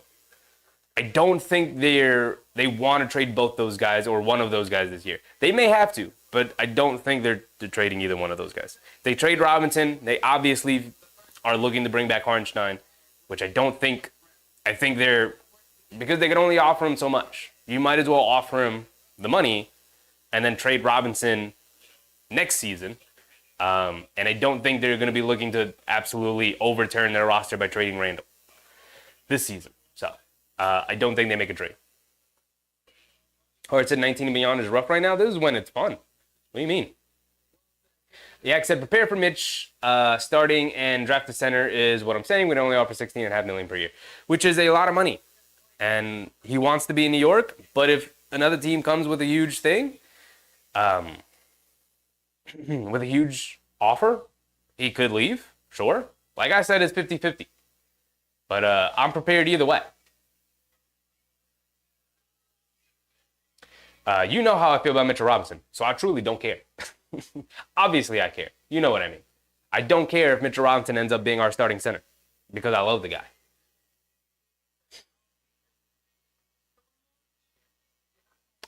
Soon said, I think Hartenstein will say he really loves and appreciates the Knicks organization. He will not get the respect anywhere else. His father played, and it's hard on him, and his father says, stay. I don't know where his family could be saying like, hey man, this is gonna be the biggest payday of your life. This is generational wealth. Go get the money.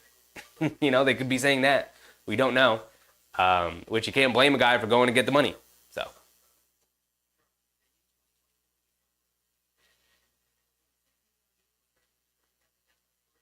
I said top 6 picks from France, including first and second, and all European players already. Yeah, a lot of European players. I mean, this is not the draft. this is the draft to take a swing on a lot of overseas guys. Not a lot of great college players this year coming out of the draft. Next season's draft is loaded. I mean, it's a cycle. Sometimes you have drafts like this where it's mostly overseas players, and then sometimes you have drafts where it's, like you're going to have Cooper Flagg next year. You're going to have the kid Boozer, Cam Boozer. Like next year's going to be loaded. Next year's a great draft, which is why the Nets wanted their pick back.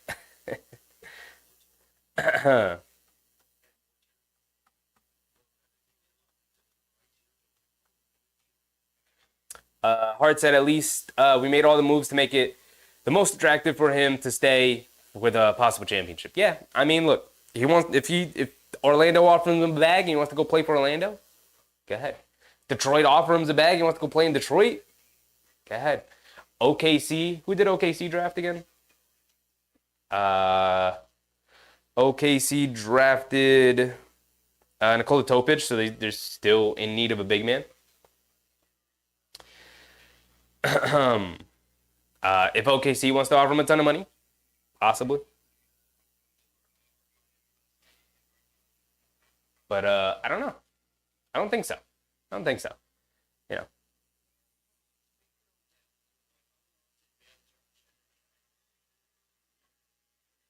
Hart said they should have started 7 p.m. sharp. Keeping us up way too late to see what New York will do. It's only 10. It's not that late.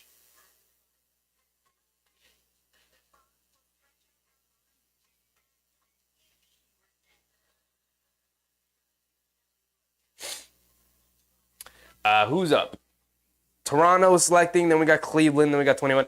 Guys, we're almost in the 20s. We're almost there with the Knicks. And the draft is almost over. Because this year they split the draft into 2 nights. So tonight is the first round. Tomorrow will be the second round. So we'll be done by 11. Probably got another hour left. As the draft goes on, it gets faster. Teams make faster decisions, I think.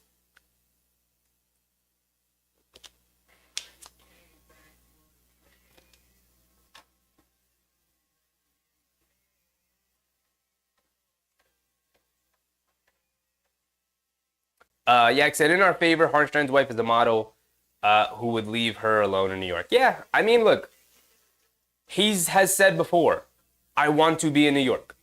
And I want it, you know, if they can offer me the money, I will stay in New York. Is literally what he has put out before. But again, when you got a contract sitting in front of you that says 112 million, and you got a contract sitting in front of you that says 72, you might lean to 112. We don't know.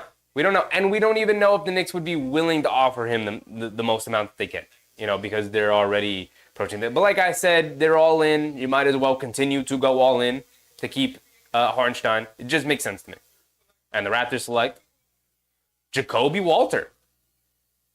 Interesting pick. I like Jacoby Walter. I don't love him. Shot selection is kind of crazy. He can be pretty up and down. But they kind of need somebody with that level of confidence in Toronto. Playing alongside quickly or backing up quickly, coming off the bench and playing with a team that's, I think they'll put him in his place. Not put him in his place, but you know what I mean. Like, quickly will tell him, like, no, you got to go stand in the corner. Like, RJ will tell him, like, no, you got to get out of my way. Scotty Barnes is going to be like, ball is in my hands, go stand over there. You know, like, they'll let him know. And then when those guys are on the bench, it's like, okay, you got to go, Jacoby, we need you, my boy. So that's a pretty good spot for Jacoby Walters. 6'4" guard, 19 years old, or he's a wing. They have him listed as a wing here, I guess. But I think he's going to end up playing more guard. I don't think he has the strength and the weight right now to play wing. He's going to play more guard, I think. But they take Jacoby. It's an apostrophe. Jacoby Walter. It's going to Toronto. Good, interesting pick. Don't hate it. Cleveland is up. 21 is New Orleans.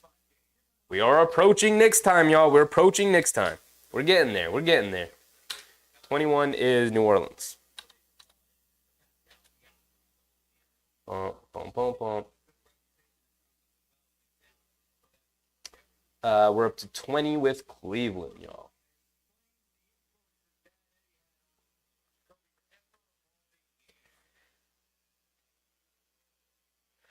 Hartheimer says, Dayron Holmes to New York. Dayron Holmes is the guy that they worked out that they like. Actually, I don't know if they worked him out, but they like.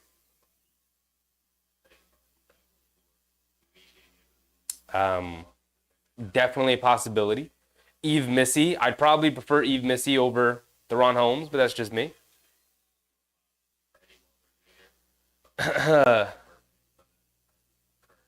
Yak said, against us is 72 million with federal tax, state tax, and a huge city tax. Yeah, but at the same time, his wife is a model who works in New York, so like they're not going to be starving for money. You know, like they'll be fine. But yes, in terms of like what he could make elsewhere, but you know, like endorsement deals, the fact that like you probably don't have to pay for food when you go out in New York. They know who you are as the Knicks starting center. You know, they're gonna be all right. He's gonna be all right wherever he goes. Obviously, I hope he stays with the Knicks. Obviously.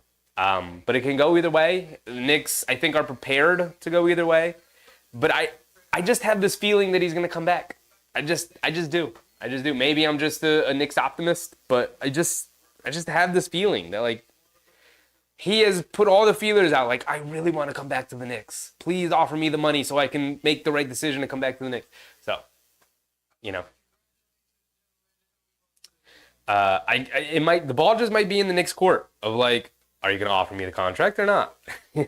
So best available players: Johnny Furphy, Keyshawn George, Kyle Filipowski, Isaiah Collier, and Yves Missy. If Isaiah Collier falls to the Knicks, I feel like you have to take him. I'm just saying.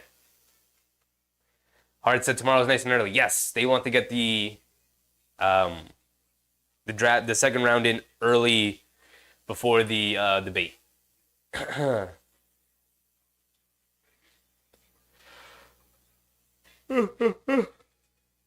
RPX said, you mentioned a European with a funny name. Sometimes the Knicks we're going to be getting. I can't remember the name. Rokas Jokibitis? RPX? Is that who? That's the guy I mention all the time. Rokas Jokibitis. I don't think he comes over now after the Bridges trade. There just really isn't a spot in the rotation for him. And he has said, I'm not coming over if there's not a spot for me to play because I want to play, which very much makes sense to me. So I don't think he comes back now. I don't think he comes over now, unfortunately. Or maybe fortunately. Maybe the Knicks are just that good. But we'll see. Hopefully when he comes to the NBA, and hopefully he does come to the NBA, hopefully when he comes, it's to the Knicks. Because I think he's going to be really good. D-Rat said, Hartenstein and his health issues will still be a Knick. Hopefully. Susan said, emotion is, all right.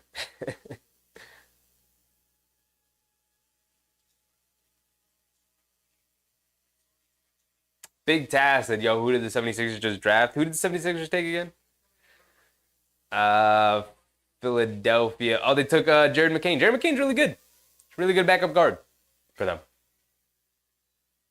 Really good backup guard for them. A lot of people really like Jared McCain.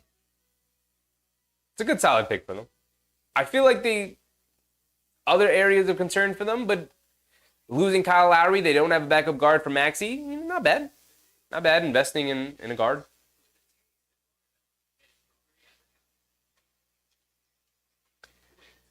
Yak said, with all 7-footers in the league now, I don't think he starts next year over Mitch. Hartenstein fits better running the second unit. Both will play with the starters also. Yeah, I mean, I'm with you. Yak. Robinson is a better defender and rebounder. Hartenstein is a really good defender and rebounder, but he's not at the level of Robinson. But he's a much better offensive player, so they kind of even each other out really well. But I think they go back to the ways of how it was before. Like they kind of split time. And then whoever's playing the best is the player who's going to close it out.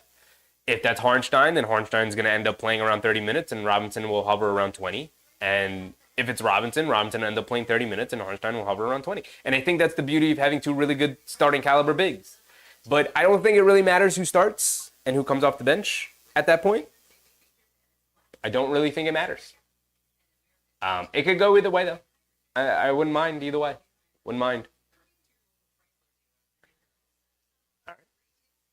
Making sure my battery is still good, and it is. Hart said, I don't like waiting so long. Not used to having 24 and 20 pick to the 50 pick. Yes, we are, as Knicks fans, we are used to having a lottery pick. And, 30 minutes in, you could probably turn the draft off because you've seen your team take the player they want. Now we got to wait to the end of the first round to see who the Knicks take.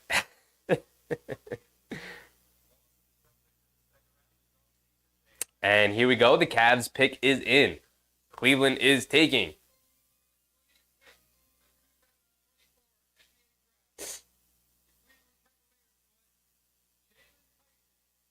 They take Jalen Tyson. A little bit of a reach, I think, but okay. How big is Jalen Tyson? I don't know his measurements, but I didn't really watch a ton of them. Didn't really scout him. Didn't really hear much about him, but let's see it here. Jalen Tyson from California.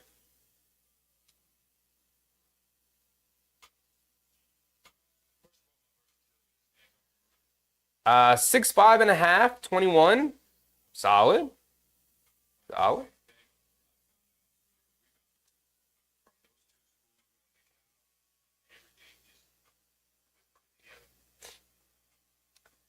He's a good player.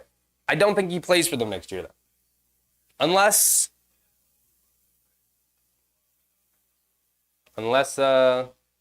things don't really shake out well for Cleveland in terms of their in terms of their their depth.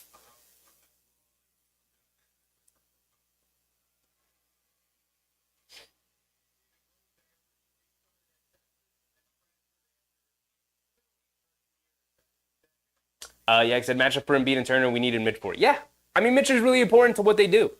He is. They've essentially their rebounding identity is based off of the fact that they have the best offensive rebounder in the league, and then they didn't have the best offensive rebounder in the league in the playoffs when Embiid intentionally hurt him.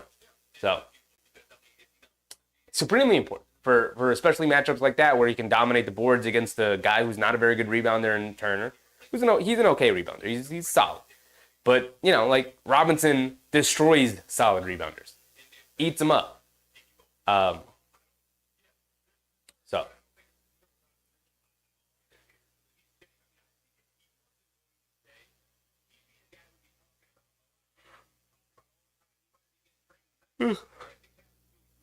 And then we know what he did against Embiid. We know. Embiid had to take him out because he was doing too well against him. Namar said, let's go. Can't wait for the Knicks to get Ryan Dunn. I'm really interested in what they do. If they walk out of this draft with Yves Missi and Ryan Dunn, solid, really solid draft, man. Really solid draft.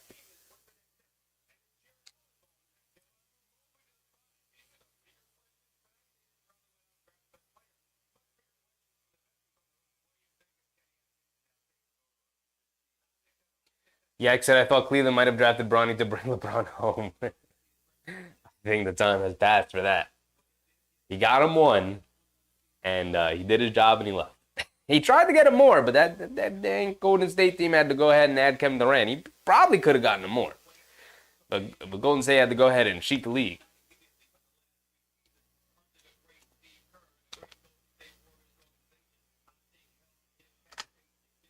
But Bronny's not getting drafted until the late second round. If he gets drafted. We will see what happens in the second round.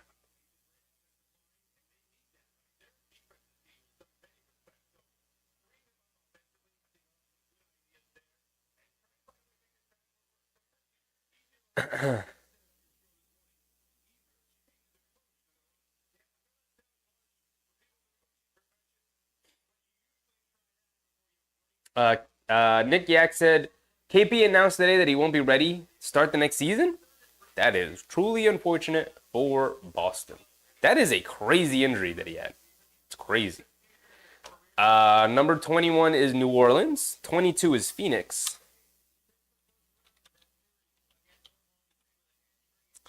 And then 23 is Milwaukee. And then we are at New York, y'all. And we are at New York. What is going on here? Pelicans pick is in.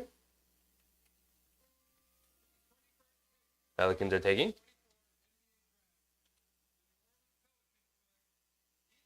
God damn it. They took Yves Missi. That's the guy we wanted. Oh, brother. Trade up, Knicks? Trade up, maybe?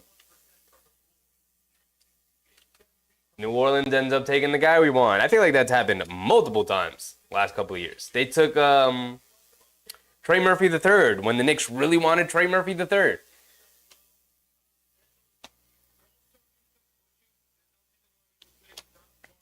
Can't believe they took Yves Missi.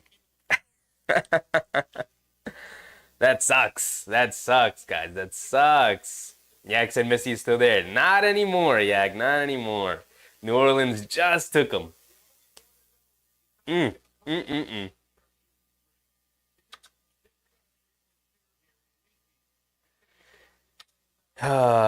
Phoenix is up next, and then Milwaukee at 23.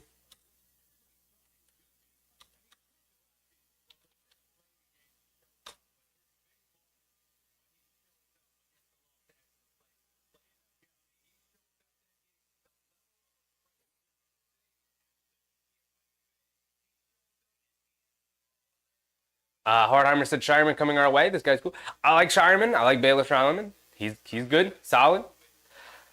Now I don't. Ryan Dunn and Baylor Shireman isn't bad, but I feel like they want to take a big, maybe a Dem Bona in the second round. They can trade up for that guy if he doesn't fall to them. 38. Ah man, Eve Missy would have been solid for them, man. Missy would have been solid for them.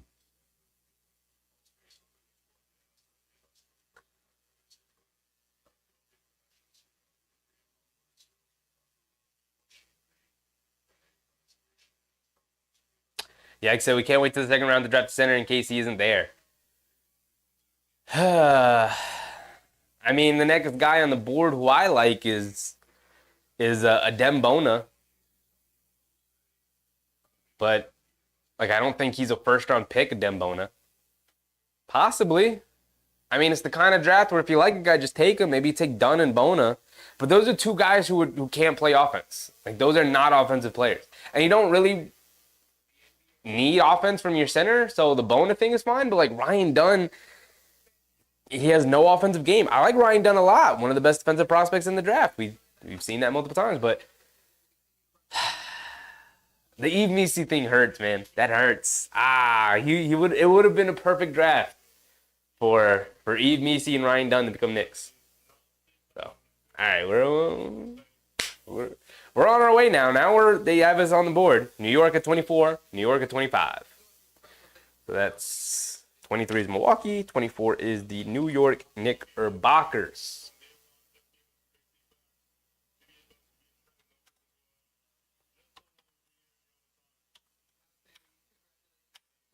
And then 25 is also the New York Knickerbockers. Cool. So now we are 22 Phoenix. Phoenix could use a little bit of everything. Let's not lie. They have no depth whatsoever. Yeah, I said all the centers are coming off. We better draft one. We need the size. The Boston College kid. Boston College? Post? Yak. Post is not going in the first round, my brother. He is going in the second round if he even gets drafted. So they're definitely not taking him here in the first round.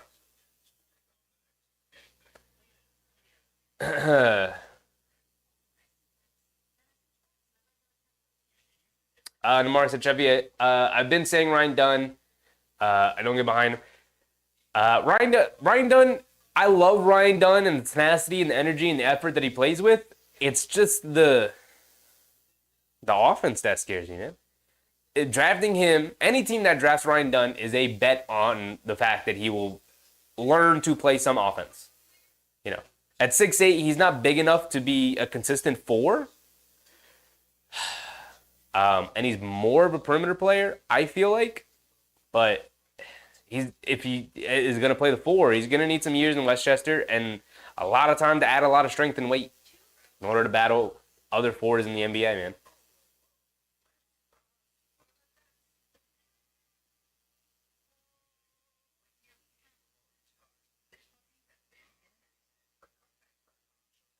Hardheimer said, Shireman is a small ball machine. He's great. I mean, Shireman's more of a wing, more of a guard, perimeter player. The defense scares you with Shireman, but maybe you can balance that out with Dunn. But then you're getting to slim pickings with the centers in the second round. But centers, I mean, you're good with centers in the second round mostly, right?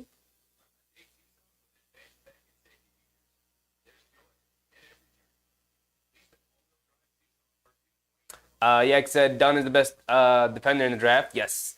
No offense, but defense will get you minutes with Tibbs. Yeah. Look, spot minutes. We've said this before. Spot minutes for any rookie they draft, literally any rookie they draft, is not going to be part of the rotation unless they lose Hartenstein and they draft a big. But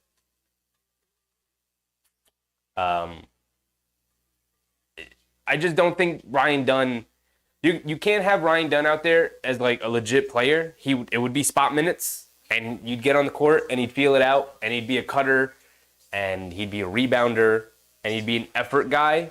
But that guy's giving you like 10 minutes a game because teams will be like, oh, we don't have to guard that guy. Leave him standing in the corner. So he's going to have to learn some offense, man. Like, defensive specialist with no offensive game is just not an archetype that works in the NBA anymore. Like, you don't see Tony Allen's, you don't see Thabo Sefolosha's, you don't see those guys anymore. You don't see him.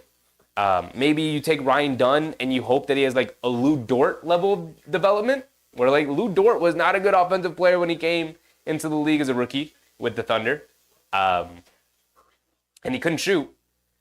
And he's learning offense, man. He's becoming a better driver and finisher. He's becoming a solid 3-point shooter. He's getting there. Sean Deese, what's up, Sean Deese? Phoenix Suns pick is in. And they take Deron Holmes out of Dayton. Another big off the board.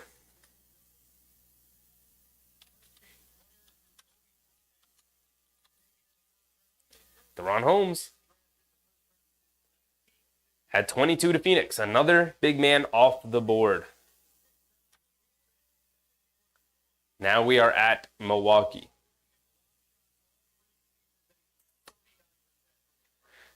You're right on time, Sean Deese. Knicks are coming up in the pick. We have Milwaukee and then the Knicks 2 picks. Marilyn Tinsley. What's up, Marilyn?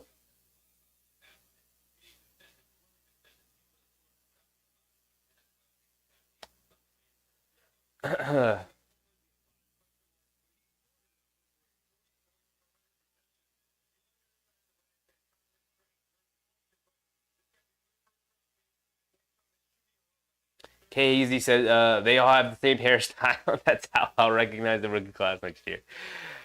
Yeah. I mean, it's just a popular hairstyle right now. Everything goes in waves, man. Everything goes. Remember when everybody was rocking the high top fades again? Back in like 2014?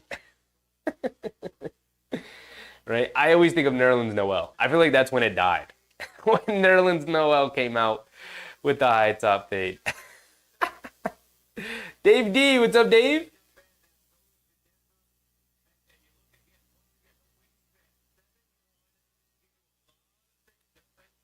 Yak said, Patrick Ewing was a defensive player in college, very little offensive. Mark Jackson helped him be a scorer. I mean, but also he developed as a scorer, and was the first overall pick for a reason. He had some offensive game. It wasn't great, but he had some offensive game to him. Ryan Dunn has nothing. He has nothing. I don't think Ryan Dunn is going to have a Patrick Ewing-esque offensive development. We can hope for it. Is very slim possibility that it could happen. Oh, this is a proposed trade to Denver. We should update that. So Deron Holmes going to Denver here.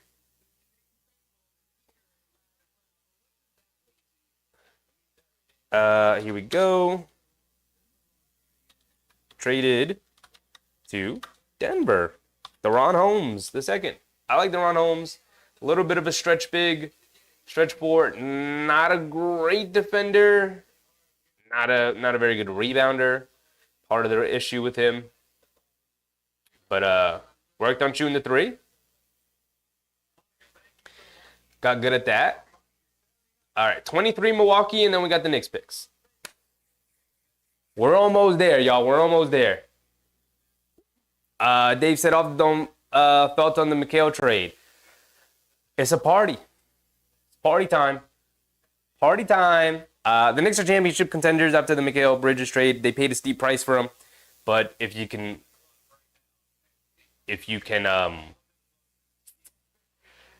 afford to wager your future on the present, in that your present will lead to a fortunate future, then you can afford to take that bet. They have other first-round picks from other teams that they have been stockpiling that they still have, but they gave up all of their personal picks. But I love it. Take the swing. Do your thing. Dance on them.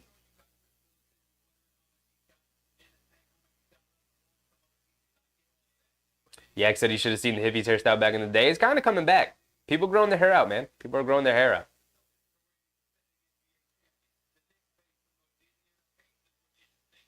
Big Task said I just got banned from 76ers chat for talking about their pick. Rated E Promotions. What's up, Rated E? It's been a while. Yes, sir. Yes, sir. We're back. Hardheimer said Sims suitable. Sims is not suitable, my brother. Sims is time to move on from Jericho. He's had his chances.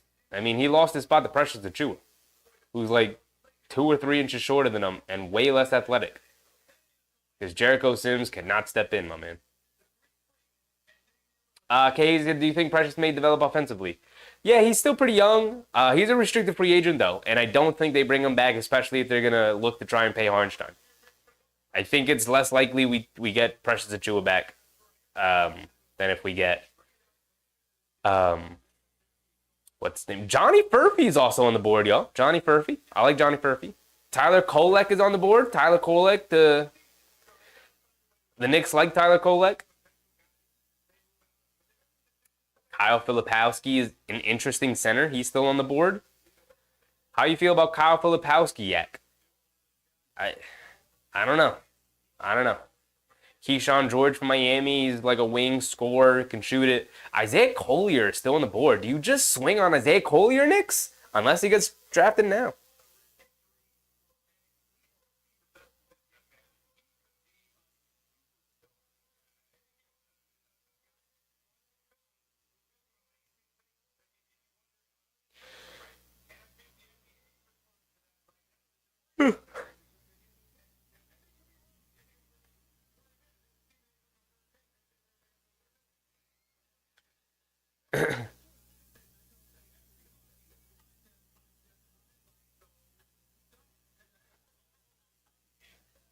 All right, here we go.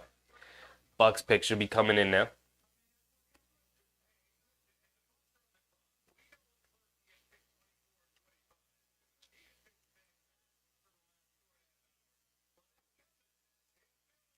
So we got one more pick before the next 2 picks. I can't wait. I can't wait. It might be time. It might be time. Yak said, do you think we need another guard, especially we have guards loaded at small forward also? Yeah, because, it's just some insurance. You take a guard, you do the same thing you did with Deuce McBride. I mean, look, they took Deuce McBride when they had Quickly and, well, they didn't have Brunson yet. But they figured they were going to go after Brunson, and they still took Deuce McBride because you never know. You never know. So I think they taking like a Tyler Kolek and just sticking him in Westchester for a year or 2 is just really smart and future planning, future-proofing your team. Just because you draft a player now does not mean that they are in your future for right now. They could be in your future for 2 or 3 years down the line. A.J. Johnson. Who is A.J. Johnson? No offense to my brother. No offense to my guy. A.J. Johnson is a guard. Let me just listen to what they got to say about A.J. Johnson. Who is he? Milwaukee. Guard from Australia.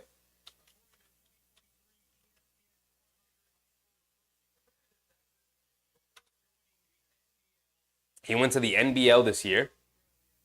He was the 47th recruit. Was initially going to go to Texas before joining the NBL. 6'4" guard, 18 years old, super young. Interesting. Interesting. Interesting. I know nothing about A.J. Johnson. Literally a name I have not heard. They're going to show the replays here. He's pretty athletic, tagging. They're showing him dunking on people. They said he didn't play huge minutes even in the NBL, so he is not going to play for Milwaukee for a couple of years. This is a crazy upside pick for Milwaukee. That is a crazy upside pick.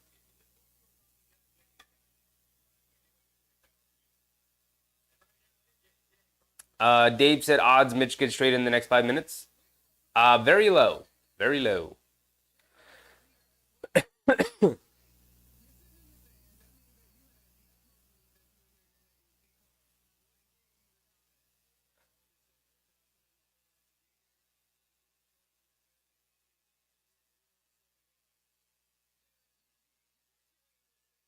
he's a crazy pick. Pretty crazy.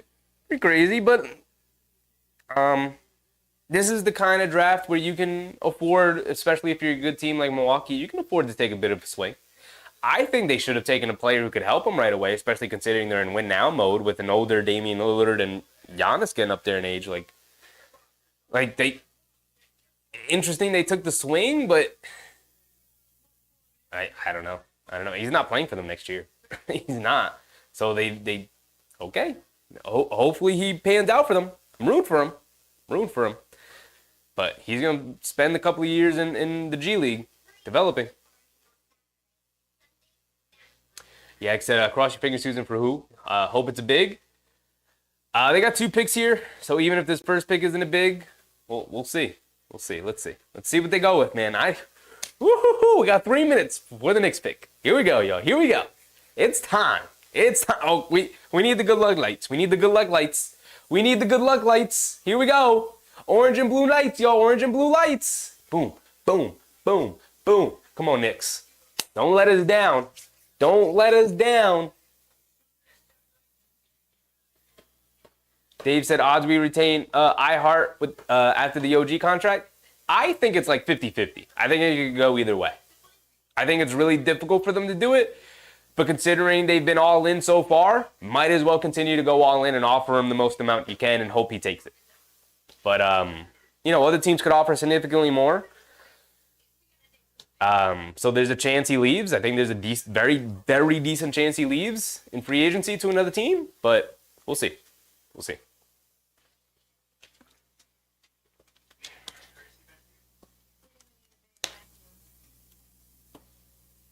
Frank said, Knicks, let's go. Let's go. Time, baby. It's time. We've waited all night. We've waited all night for this moment right here. For these 2 moments right here. The Knicks got 24. They got 25. I think they're going to use both of these picks. They have been known in the past to trade off their first-round picks and kick the can down the road. I don't think they can afford to do that right now. Go ahead, take these 2 young guys. You got to fill out your roster. We need cheap contracts. We need them on contracts for years to come. These are late first-round picks, so they're not super expensive the way like lottery picks are. So here we go. Take these picks, Knicks. Take these picks. Let's see who they come out with. We thought Yves Missi. We thought Deron Holmes. Both of those guys are off the board. We could see maybe a Tyler Kolek. Who else? Tyler Kolek. Johnny Furphy's still on the board. Baylor Shireman is still on the board. Who else is on the board? They got to show me their big board.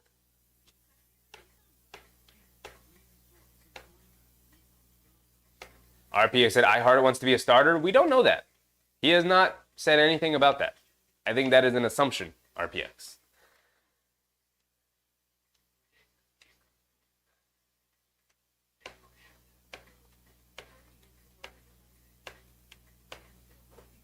Mark said Wizards trade for 26 and 51.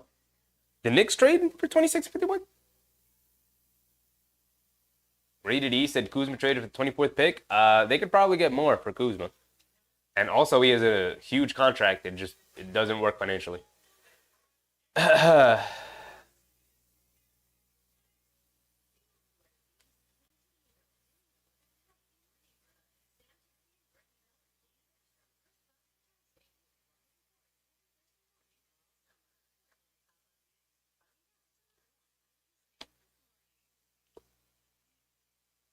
Here we go. Here we go. All right, come on. Get back to the draft, man. I know the pick is in.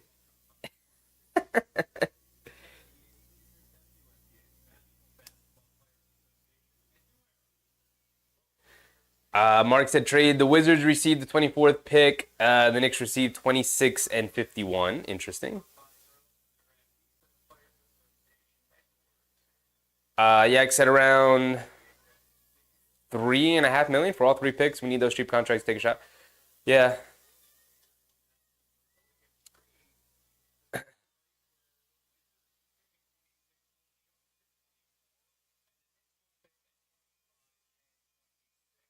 Okay, so the Knicks move back, or the Wizards move up 2 spots.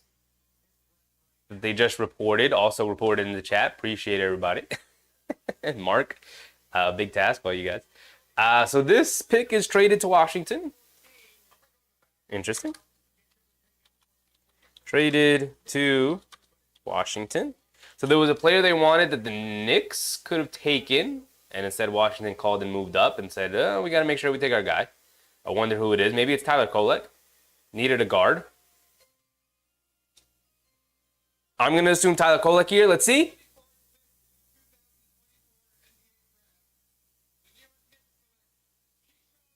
Oh, they take Keyshawn George. Okay, that's a player that the Knicks does not fit the archetype of the kind of players that they like. Keyshawn George.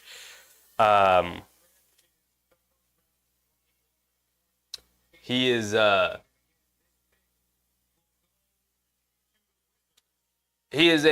like, I don't want to call him a shot chucker, but he is a guy who likes to get shots up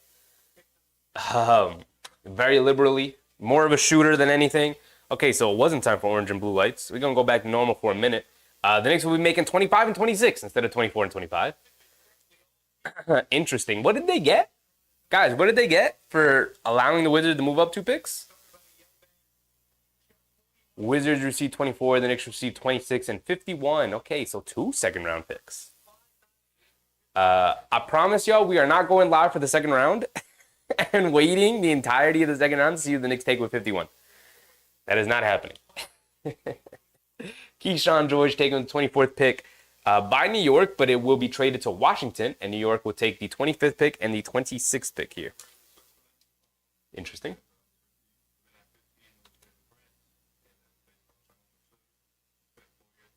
Uh, 26, New York.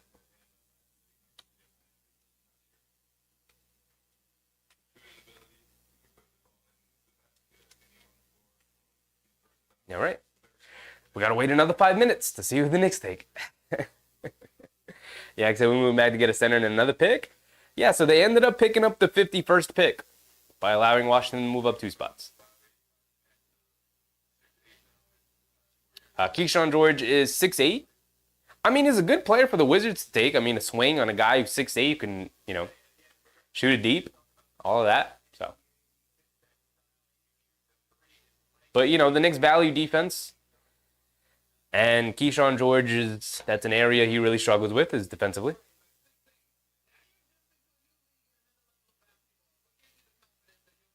Okay, he said, okay, we're getting 2 second rounders. Yeah, so now they have 38 and 51 in the second round. Interesting.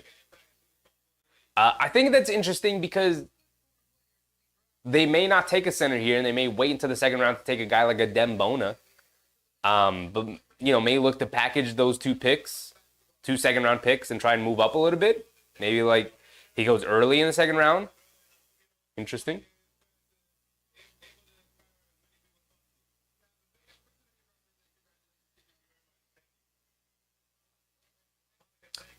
We just have to see what they do here with the 2 picks.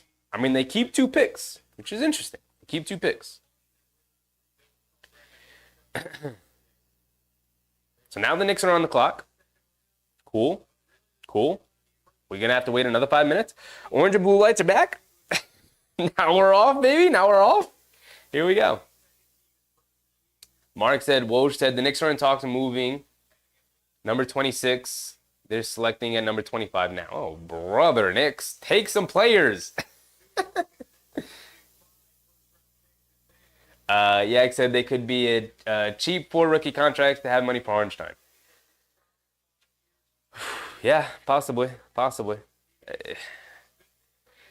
I mean, it's never easy with the Knicks in the draft. They're always maneuvering in some way. It's never easy. Rated E said, who remembers when Stephon Marbury and Steve Francis team up and nothing happened? Pretty much.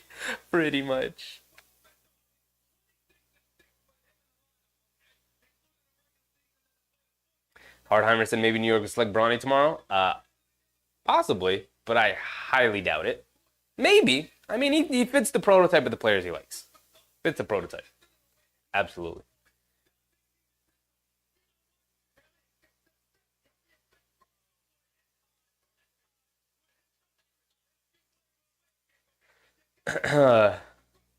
Soon said Leon has something up his sleeve. Yeah, he's working on something, man. He's maneuvering back there. The draft is never easy. Remember, they love maneuvering and just picking up seconds, man. They've done this multiple times. While Leon Rose has been named president. Slim said, show me the money already. They're keeping us up later than we want to be. I mean, I'm going to go until the end of the first round anyway, but come on. Show us who we're going to get. Show us who we're going to get. Come on. We got 1 minute and 20 seconds before the pick is up.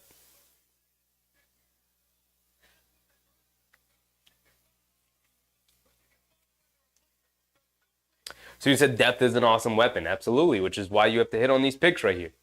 Why you have to hit on these picks right here.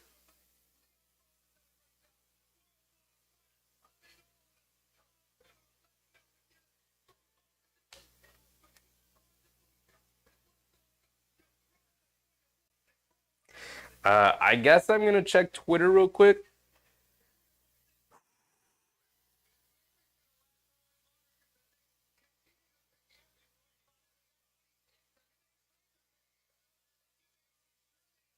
Let's see. Let's see.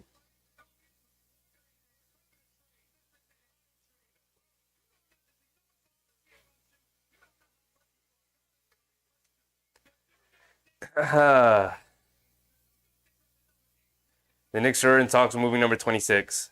They're selecting number 25 now.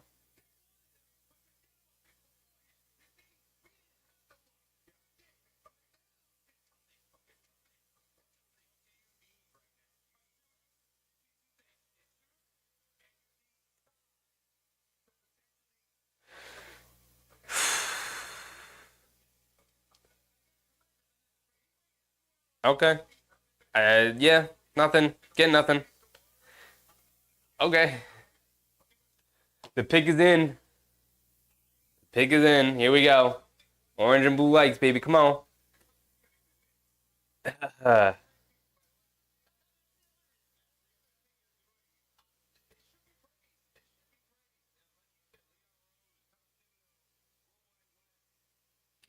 Mark said, Woj, Knicks are targeting French guard Pacome Dadier. I like Pacome Dadier. He is a draft and stash similar to Rokas Jokubaitis, so I wouldn't mind it. It's a guy who's not going to come over right away. I would also like for them to walk out of the draft with a legit player, though, too. You know? Here it is. The pick is in. Let's see who they take. Is it going to be Dadier? The New York Knicks select Pacome Dadier. I like Pacome Dadier. I like Pacome Dadier. Pacome Dadier. I like Pacome Dadier.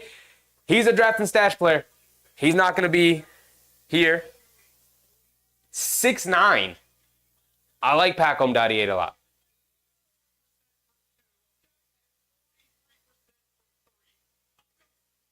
I like Pacome Dadier a lot.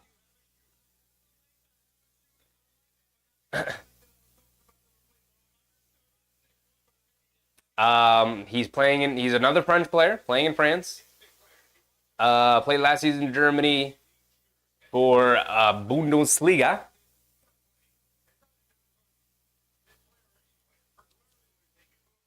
Same coming with Frank Ntilikina. Come on, brother. Don't put that curse on my man Pacome Dadier.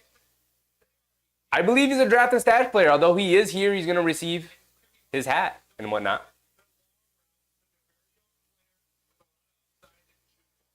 Did I spell his name correctly? Yes, I did. I already got his name down, Pac. I like Pacome Dadier. I like Dadier a lot. They're going to show the highlights here. Let me see the highlights again. 6'8".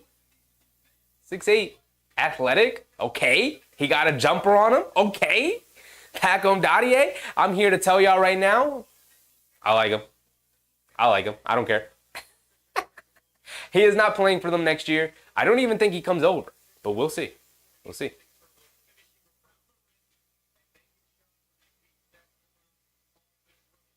I like Pacome Dadier a lot. I like them coming into the draft. I didn't expect the Knicks to go draft and stash. I didn't expect that.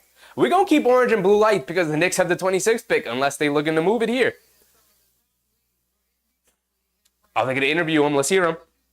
I'm gonna let y'all know.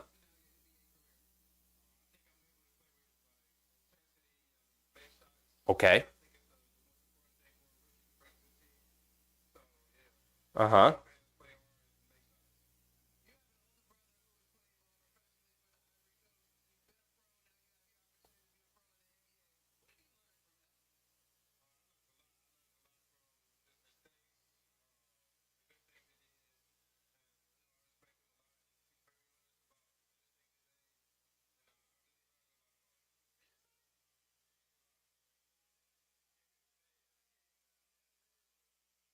All right, so Pacom Dottier is going to the Knicks. This has not been traded, it seems. For now, it has not been traded. 6'8", perimeter player. Shot 43% from three.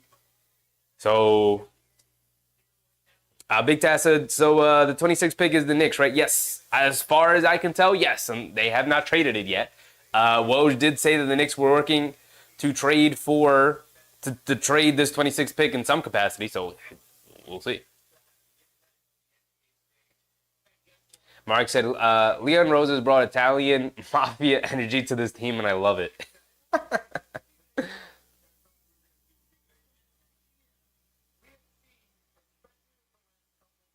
Dave D said, I feel like Tibbs would have developed Frank a lot better than Fizdale. I mean, yeah. I mean, Frank had like 4 different coaches in 4 years, or 5 different coaches in 4 years, something like that. It wasn't very conducive to... It wasn't very conducive to a player learning and growing. But look, it was on Frank. He didn't develop very well on his own either, you know. So there's that. But yeah, I definitely trust Tibbs developing players more than I trust Fizdale or the previous front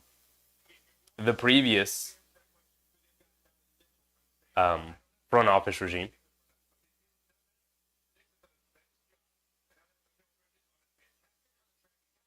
Hart said, I like top-end Sims, Jeffries. We want to save money is going to deal with this 26 pick. We'll see. We'll see. I mean, they got a draft and stash guy, I assume. I don't think Dottier is coming over. But, you know, so he's not on the salary. He's not on the books. He might not even be on the roster. But they have his rights. Knicks fan said he turned 19 in July. Yeah, I mean, he's a good young player. Yak said, plays 2 and 3, they call him a wing. Yeah, 6'8", and he's more of a perimeter player. He definitely shoots the 3. Mark with another Woj bomb. The Knicks are trading 26 to the Thunder. For what? For what? So we're gonna take these lights off. All right, so they're gonna walk out of this draft with not a player. Okay, unfortunate.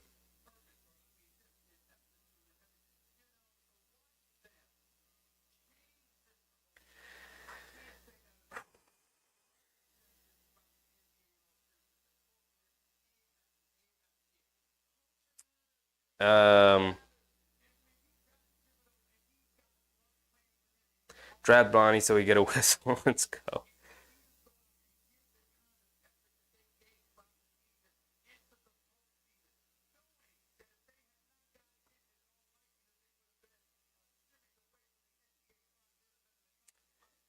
I'm looking, guys. I'm looking. I'm not getting much, though. Where are we?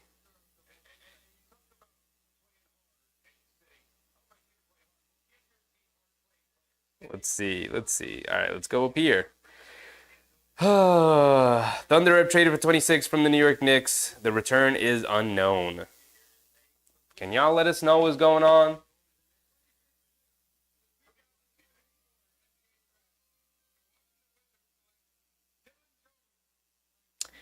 So Dylan Jones is going to, assumably, the Thunder? Mark said, no, word than what we got from OKC. Yeah, I mean, I'm looking too, and I'm not seeing it.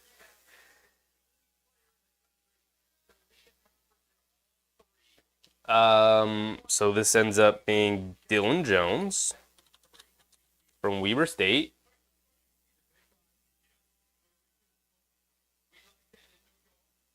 He's not going to the Knicks.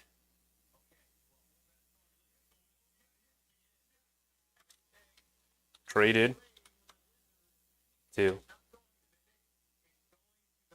OKC.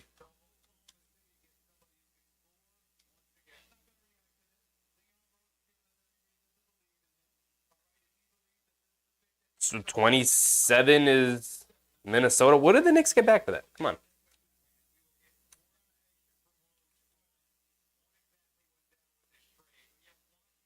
All right, they're going to go to Woj in a minute now, so I guess I'll shut up and listen when that happens. But until then, so 27 is Minnesota.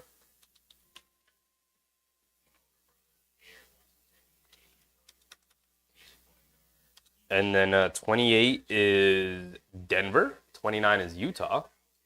28 is Denver.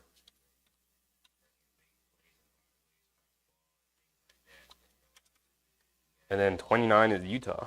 And then we got the 30th pick, which is Boston. And then 30 is Boston. And that's going to be the end of our show and the end of the first round whenever Boston selects. But it looks like the Knicks are just going to walk out with Pacom Dadier. And, a little anticlimactic. Okay.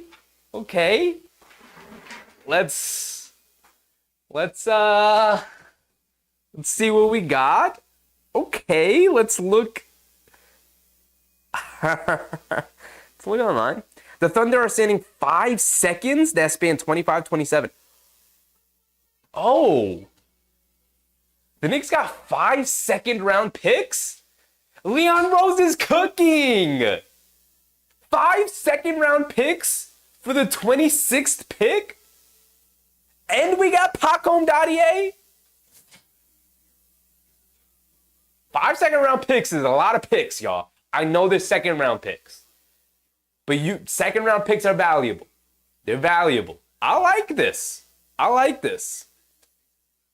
I think they wanted a guy like Yves Missi, but he was off the board already, so they decided to move on from him. Big Taz said, what do you think about Andre Drummond? Don't like him. Never did. Never will. Well, that's not true. I liked him when he was earlier in his career in Detroit. But haven't liked him in a long time. I'm out on Drummond, personally. Ow. My bad. I just need my desk. Slim Fama said, Pack Diet is all we got. I like Pacom Dadier. Here we go. Let's do this. We'll pull up some highlights. We'll watch some Pacom Dadier. Right? I like the second-round picks. I don't think they're going to trade back into this round. Everyone is posting Pacom Dadier highlights right now. Here we go. This is from Swish 11 days ago. Let's do this. I got y'all. Hold on. Can we do this? Yes, we can. Where are we? We're over there? Where are we over there? I guess we could just swap this. Boom. We can watch this real quick. Let me move this. Right, let's just do it. Whew. Gonna stream second round now. Well, the second round is tomorrow, Mark. Second round is tomorrow. All non-guaranteed is why the second round you bring them in. Yeah.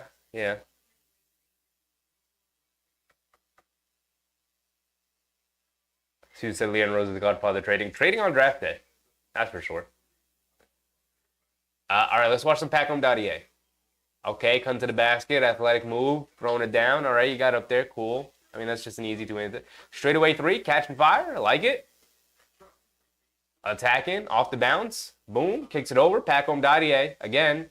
Catch and shoot off the left wing. Looking a little Anunoby-esque cross-court pass. Another three-point shot. Okay, he's a shooter. He be shooting that thing. In the corner again. I like it.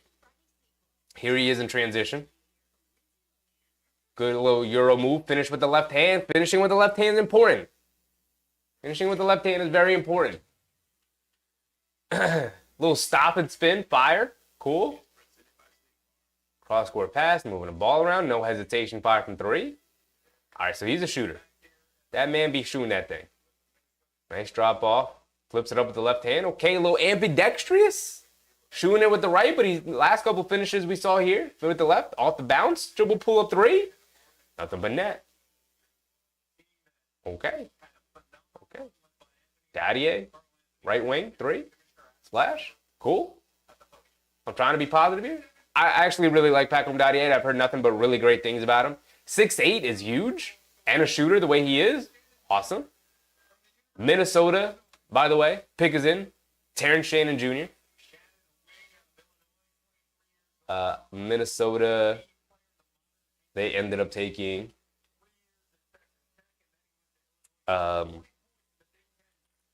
Terrence Shannon Jr.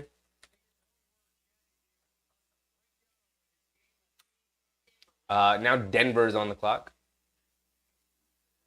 They said he hit 43% of his threes. Yes, he did. Yes, he did. Mark said, in Leon, we trust. Good night. Yes, sir. Yes, sir. Absolutely. Some Stem said instant offense. So the only thing I want to know, Yak said 8 cheap rookie contracts for the roster. It might mean we're getting Harnstein. Might. When's our next pick? I believe our next pick's in the second round. They didn't pick up another first-round pick.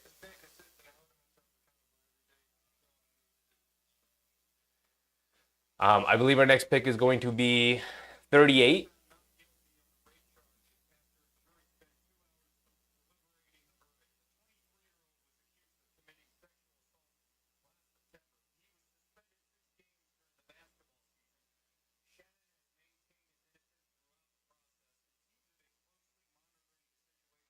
Okay. Double check real quick. Suns are selecting 28. Looks like the Suns want to take Ryan Dunn. This is traded to the Suns. 28, Denver. Traded to the Suns.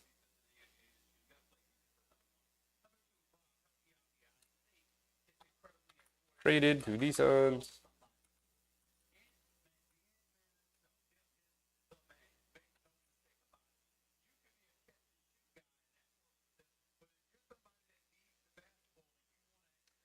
So the only thing I want to look up is Pacom Daddier coming over?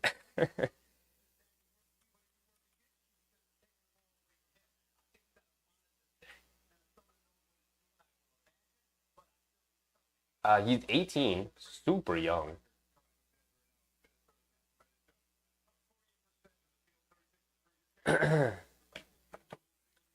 Coming to the NBA?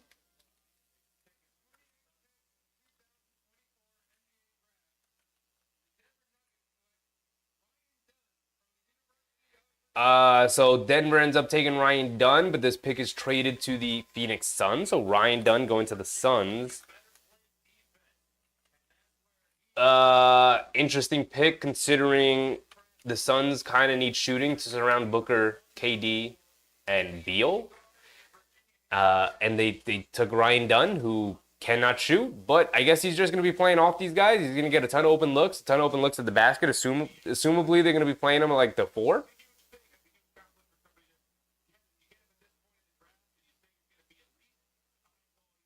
Yak said one might be the Boston center. You like that Boston College center, Yak? I watched him play a little bit. He can't rebound. The Knicks will not take a big man who does not rebound. It will not happen.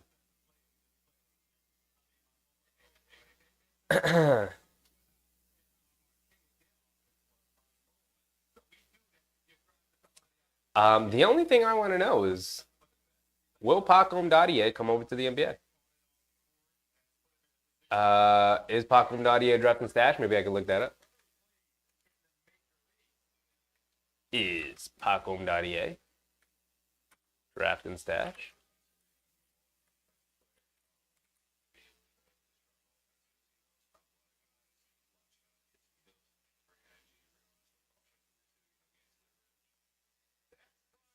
I have not gotten word on if the Knicks would draft and stash Malcolm Dadier, but if they do, tonight was a money saver for them. Instead of rostering 2 first-round picks, they can fill those slots with minimums to give themselves more room under the hard cap. No indication on the plan for him, but with the 18-year-old Dadier, a possible draft and stash candidate, and now moving the number 26 pick, the Knicks could get through the night without adding payroll to the draft. Okay. So there isn't news on if they're drafting stashing him yet. The way they talked about it, it sounds like we can assume he is going to be drafted and stashed because obviously a money-saving thing.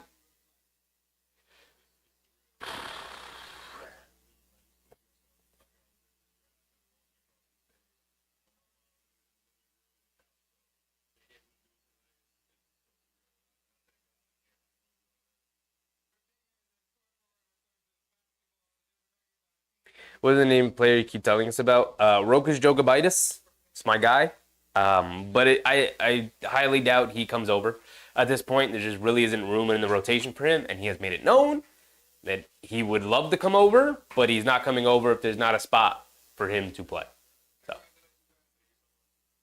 So Ryan Dunn going to Phoenix here with the 28th pick. 29, Utah. And 30 is Boston.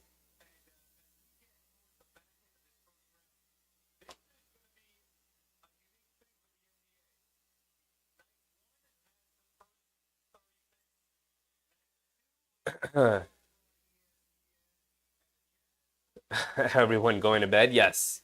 I don't blame you guys. We got 2 picks left, so we might as well stay here. I mean, the pick is in for Utah already here. So Utah selecting.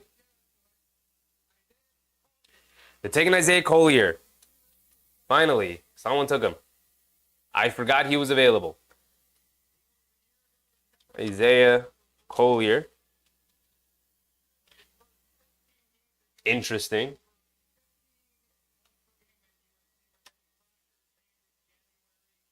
I can't believe he fell all the way to 29. Was almost not a first round pick. That's crazy. He was a projected lottery pick. But here he is, going to Utah. Good draft for Utah, right? I mean, they're taking upside swing on a lot of these guys.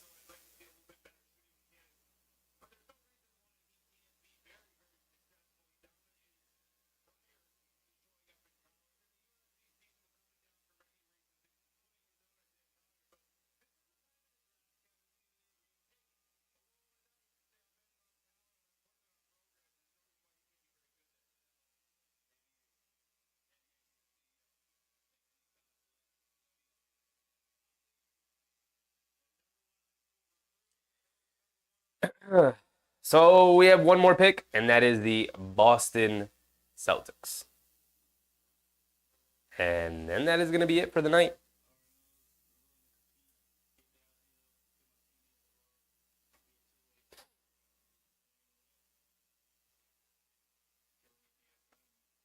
So we got one more pick to go, yo.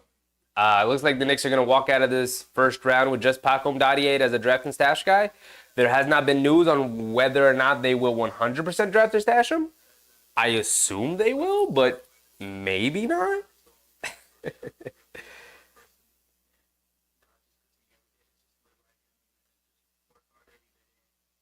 Malcolm Dadier is an 18-year-old with 3-level scoring potential. He hasn't shown the playmaking or defensive flashes you'd like to see. Smart moving off the ball, and he's physical tools, can shoot. I think he's a bit overrated athletically and needs to get better on defense.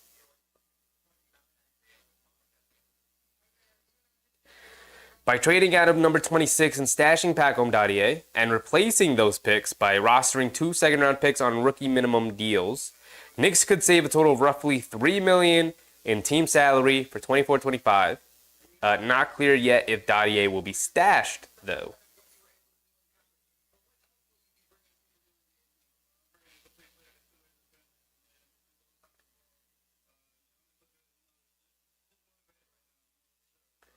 I can't believe Isaiah Collier fell this far. Really good pick for Utah here. Happy he's going to Utah rather than Boston, though. Who does Boston take now? Johnny Furphy? Slim Slam said, scratching my head. They're trying to save some money, presumably to give Hartenstein some.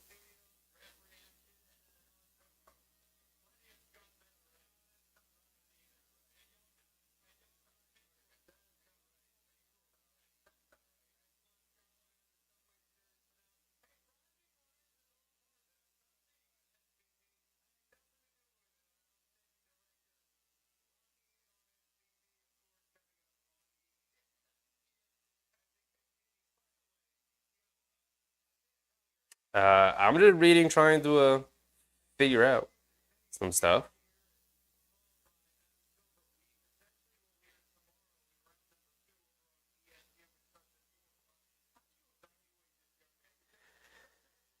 Whew.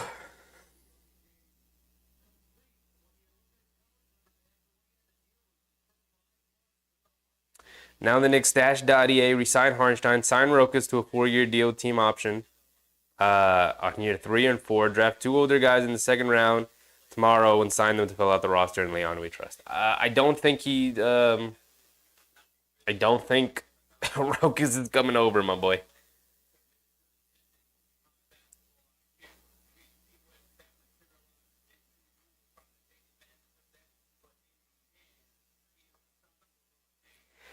Pacom Dadier's calling cards as of now. Hard-nosed straight-line driver. Can shoot right now and has potential to improve. Off-ball movement, 18 years old.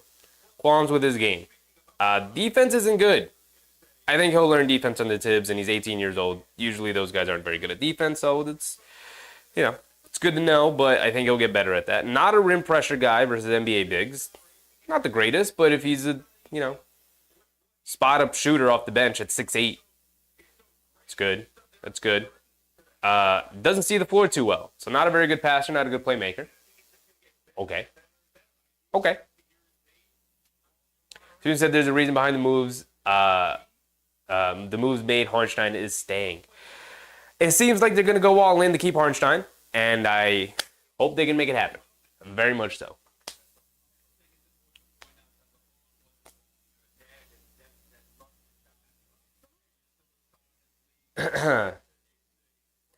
So here we go. We got the last pick of the night, and then we're going to bed, y'all.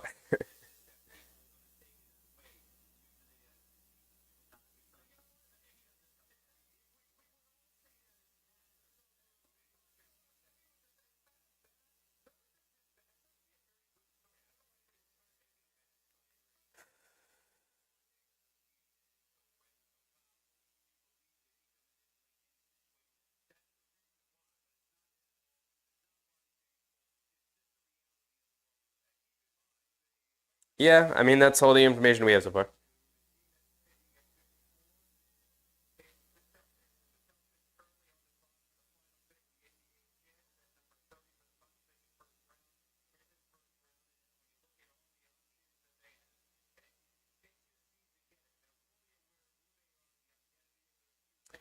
And Boston will be taking Baylor Shireman with the 30th pick, y'all.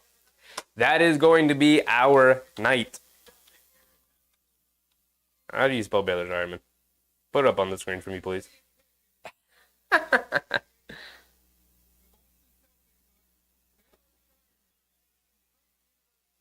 a really good pick for Boston. I like Baylor Shireman a lot.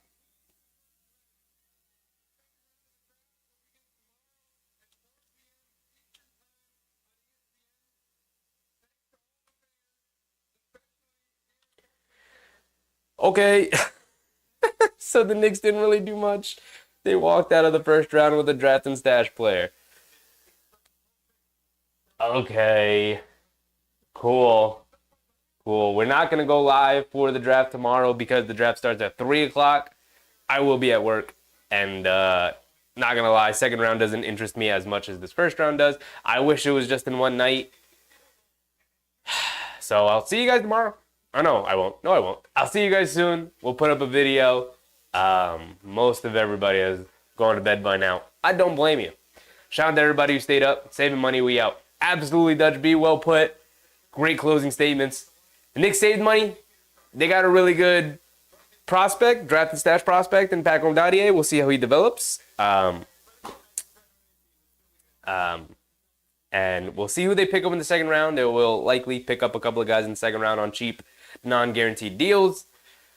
And I'll see you guys. Hopefully Pacom Dadier plays in the Summer League. That'd be fun. That'd be fun. So I'll see you guys later. Not tomorrow. I'm not doing the draft tomorrow. I'll see you guys at some point during the summer. Put up some videos. We'll have fun. We got some things playing in the background. We'll see it then. Appreciate you guys. K Hazy, Slim Slamma, Dutch B, Susan, of course, Knicks fan, Hard Yak. Crims, of course, was very generous early in the stream with some super chats. Appreciate everybody. Thank you guys. Cheffy. Soon said Cheffy, if I don't chat with you until next season, I appreciate you. I know that you're building. Appreciate you, Susan. Appreciate you. Thanks for every courtside seat and getting into the game. Of course, of course. And of course, we'll be back bigger and better than ever. As you can see, improvements are being made. We're on our way. We'll get there. Love you guys. Appreciate you. I'll see you guys next time, whenever that may be. Maybe we'll do a Summer League game. We'll see. Hopefully, Pacom Dadier plays with the Summer League team. But until then, I'm out. It was a fun, interesting night. I just hope they just did it all in one night instead of splitting it into 2 nights. But I'm out. See you guys. Peace.